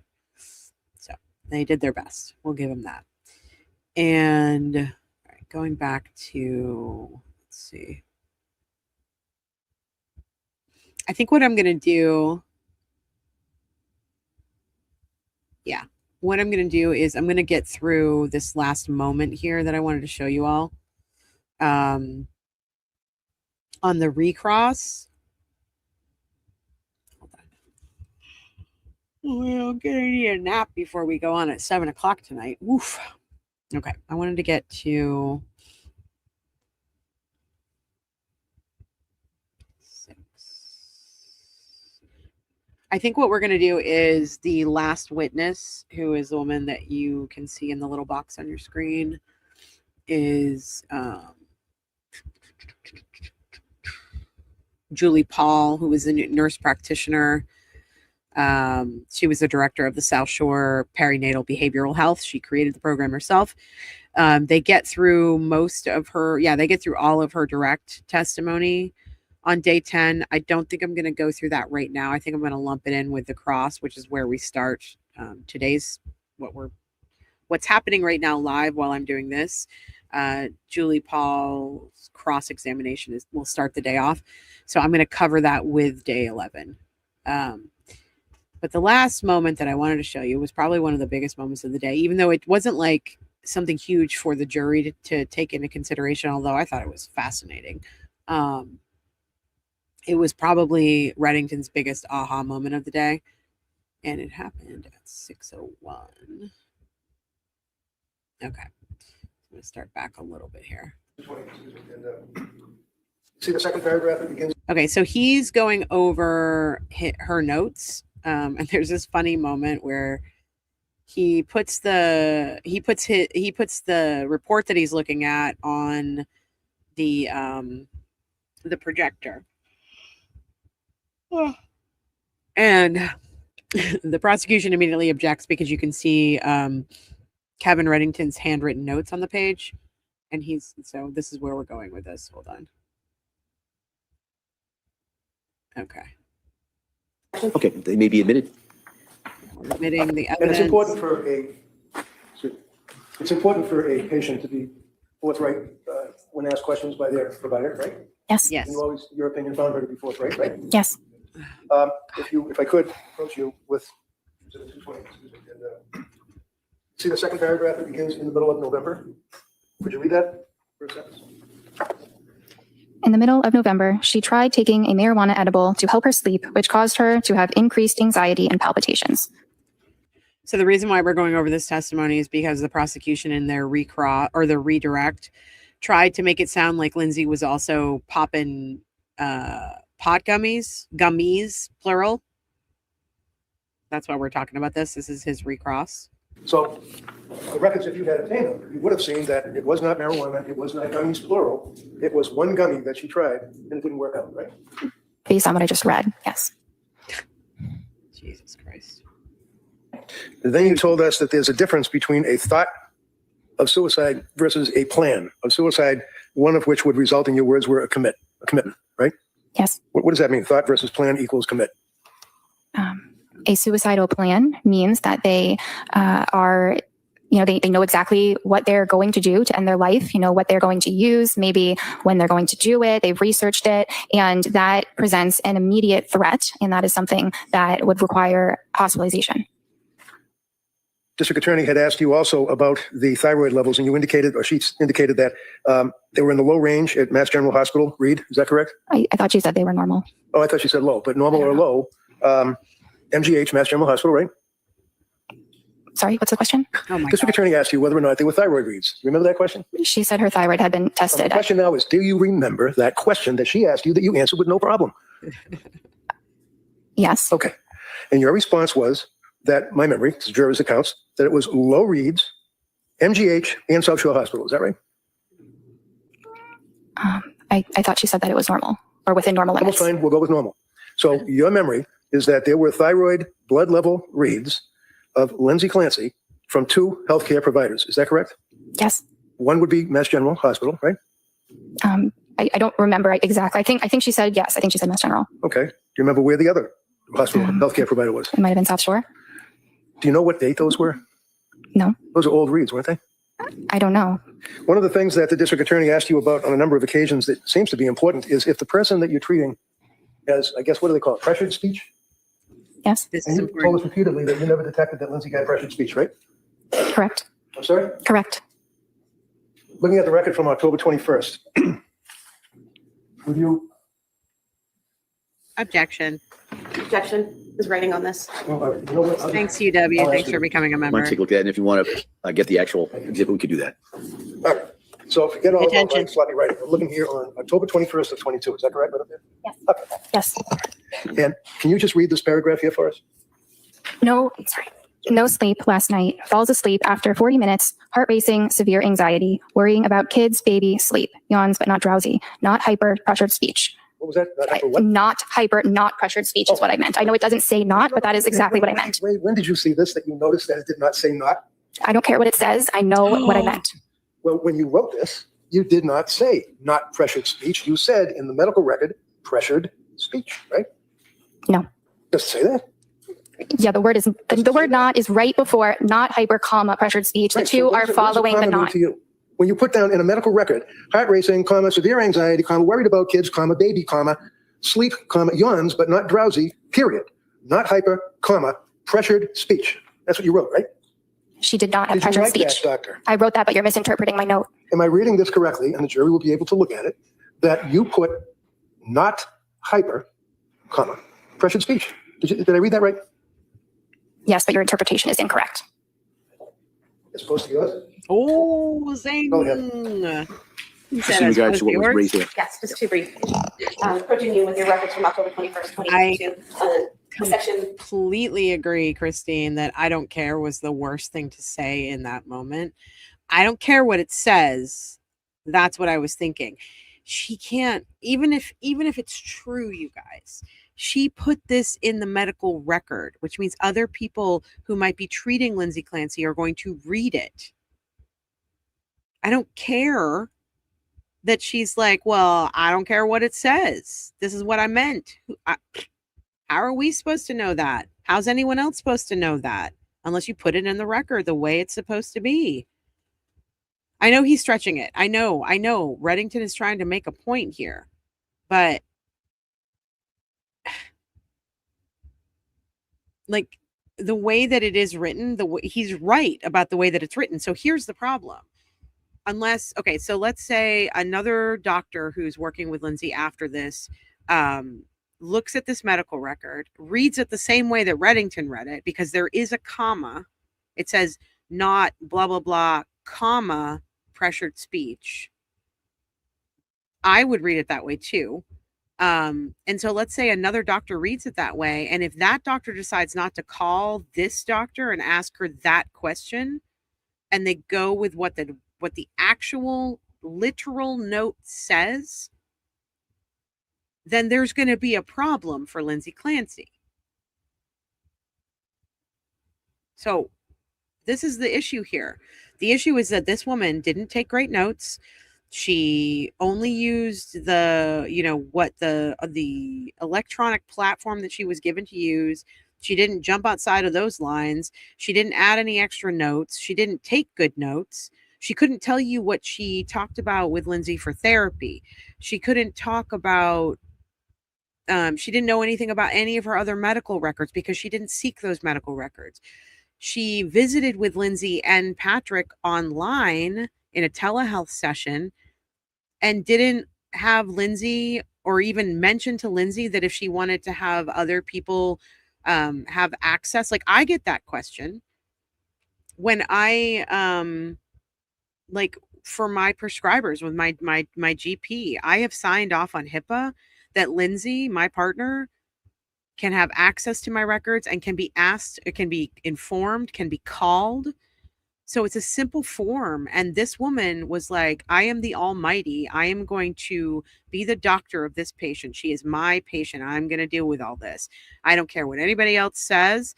And I'm not even going to let her know or give her the option to sign something that says that Patrick or her mother can be made aware, or that they can report to her as well. She didn't do the extra. She didn't do the due diligence that she should have done.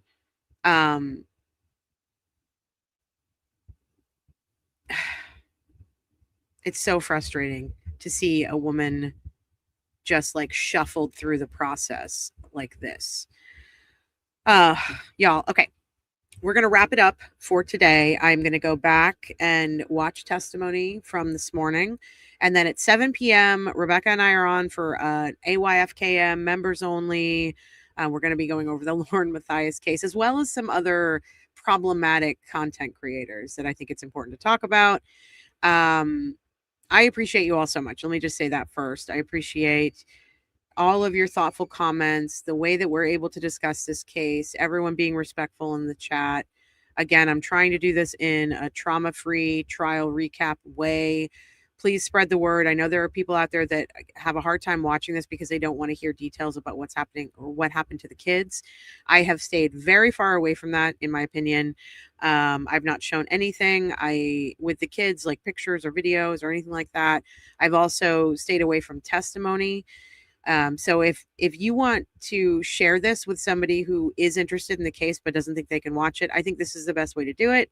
We're focusing on the sanity defense or insanity defense. If we demonize Tufts, the larger systemic mess does not get blamed, Mal Speranza said. The bad format, the multiple doctors, the massive use of meds, the bad reporting, the too heavy caseloads, those aren't Tufts errors. I didn't say they were. I am focusing on this testimony because this is a testimony that happened yesterday. We're going to get into more testimony tomorrow. I also went this hard against Dr. Goodhart. I thought she was a horrible psychiatrist. I thought she did a shitty job, and she handed this patient back off to Tufts. The issue is that she was shuffled around to a bunch of different practitioners who kept throwing meds at her and who weren't looking at the previous record or testing her blood or asking the right questions or speaking to the right providers. This is everyone's problem, and that's why they are all listed in the civil suit for malpractice that Rosemary Scapicchio has filed on behalf of Lindsay Clancy. Dr. Tufts was the one who saw her the longest, which is why we have so much testimony to get through with her. So I'm focusing on this today. It doesn't mean I'm blaming her for all of these problems. I do think it was most of the practitioners that saw her. The one that I actually think did the most to try to dig into what was really going on with her is the woman that we're going to hear from tomorrow, nurse practitioner Julie Paul, who was the director of the South Shore Perinatal Behavioral Health. She did the most amount of tests, and she also, talked about her thyroid. She did prescribe her more meds, though. Even after all that, she still prescribed her more meds. And I'm just like, can we stop? Can we stop? Can we figure out what's working before we move on to the next thing? Anyway, I appreciate you all being here so much. Thank you so much for liking the video. Please, please, please go like the video. If you do one thing for me today, please go like this video and subscribe if you're not subscribed. Sharing the content, commenting on the comment, all of it helps. I really appreciate your super chats and your jewels and the memberships. Come back tonight at 7 p.m. in the AOIFKM membership tier for our pop culture stream. And as always, if you appreciate the work that we do here, you appreciate the content and the time that we spend on these cases, please, please, please tip us. If you can't, totally understandable, obviously. But I really appreciate the tips. If you do send me a tip when I'm not on with you, I will make sure on the next stream to read out your comment and thank you. Unless you tell me not to read out your comment, please put that at the top of the message on the tips. You can send Venmo, Cash App, or PayPal. The Venmo QR code is at the top of the screen, as well as all the other places where you can tip. It's also pinned in the chat. I hate begging for tips, but this is how we keep the lights on. So, and we don't get 30% taken out like YouTube does for everything else. Anyway, I appreciate you all. I will be back on with Rebecca Lavoie for her last stream of the week tonight at 7 p.m. Members only, AYFKM. And I will be back on tomorrow morning to finish up with the last witness from day 10. And we'll go into day 11 testimony. I'm looking forward to it. I appreciate you all so much. And again, I just want to say one more time, just in case I haven't reiterated enough. I really appreciate how you all are engaging on this case. And it just means a lot to me that everyone's being so respectful. All right. Love you all. And I will see you on the flip side. Bye.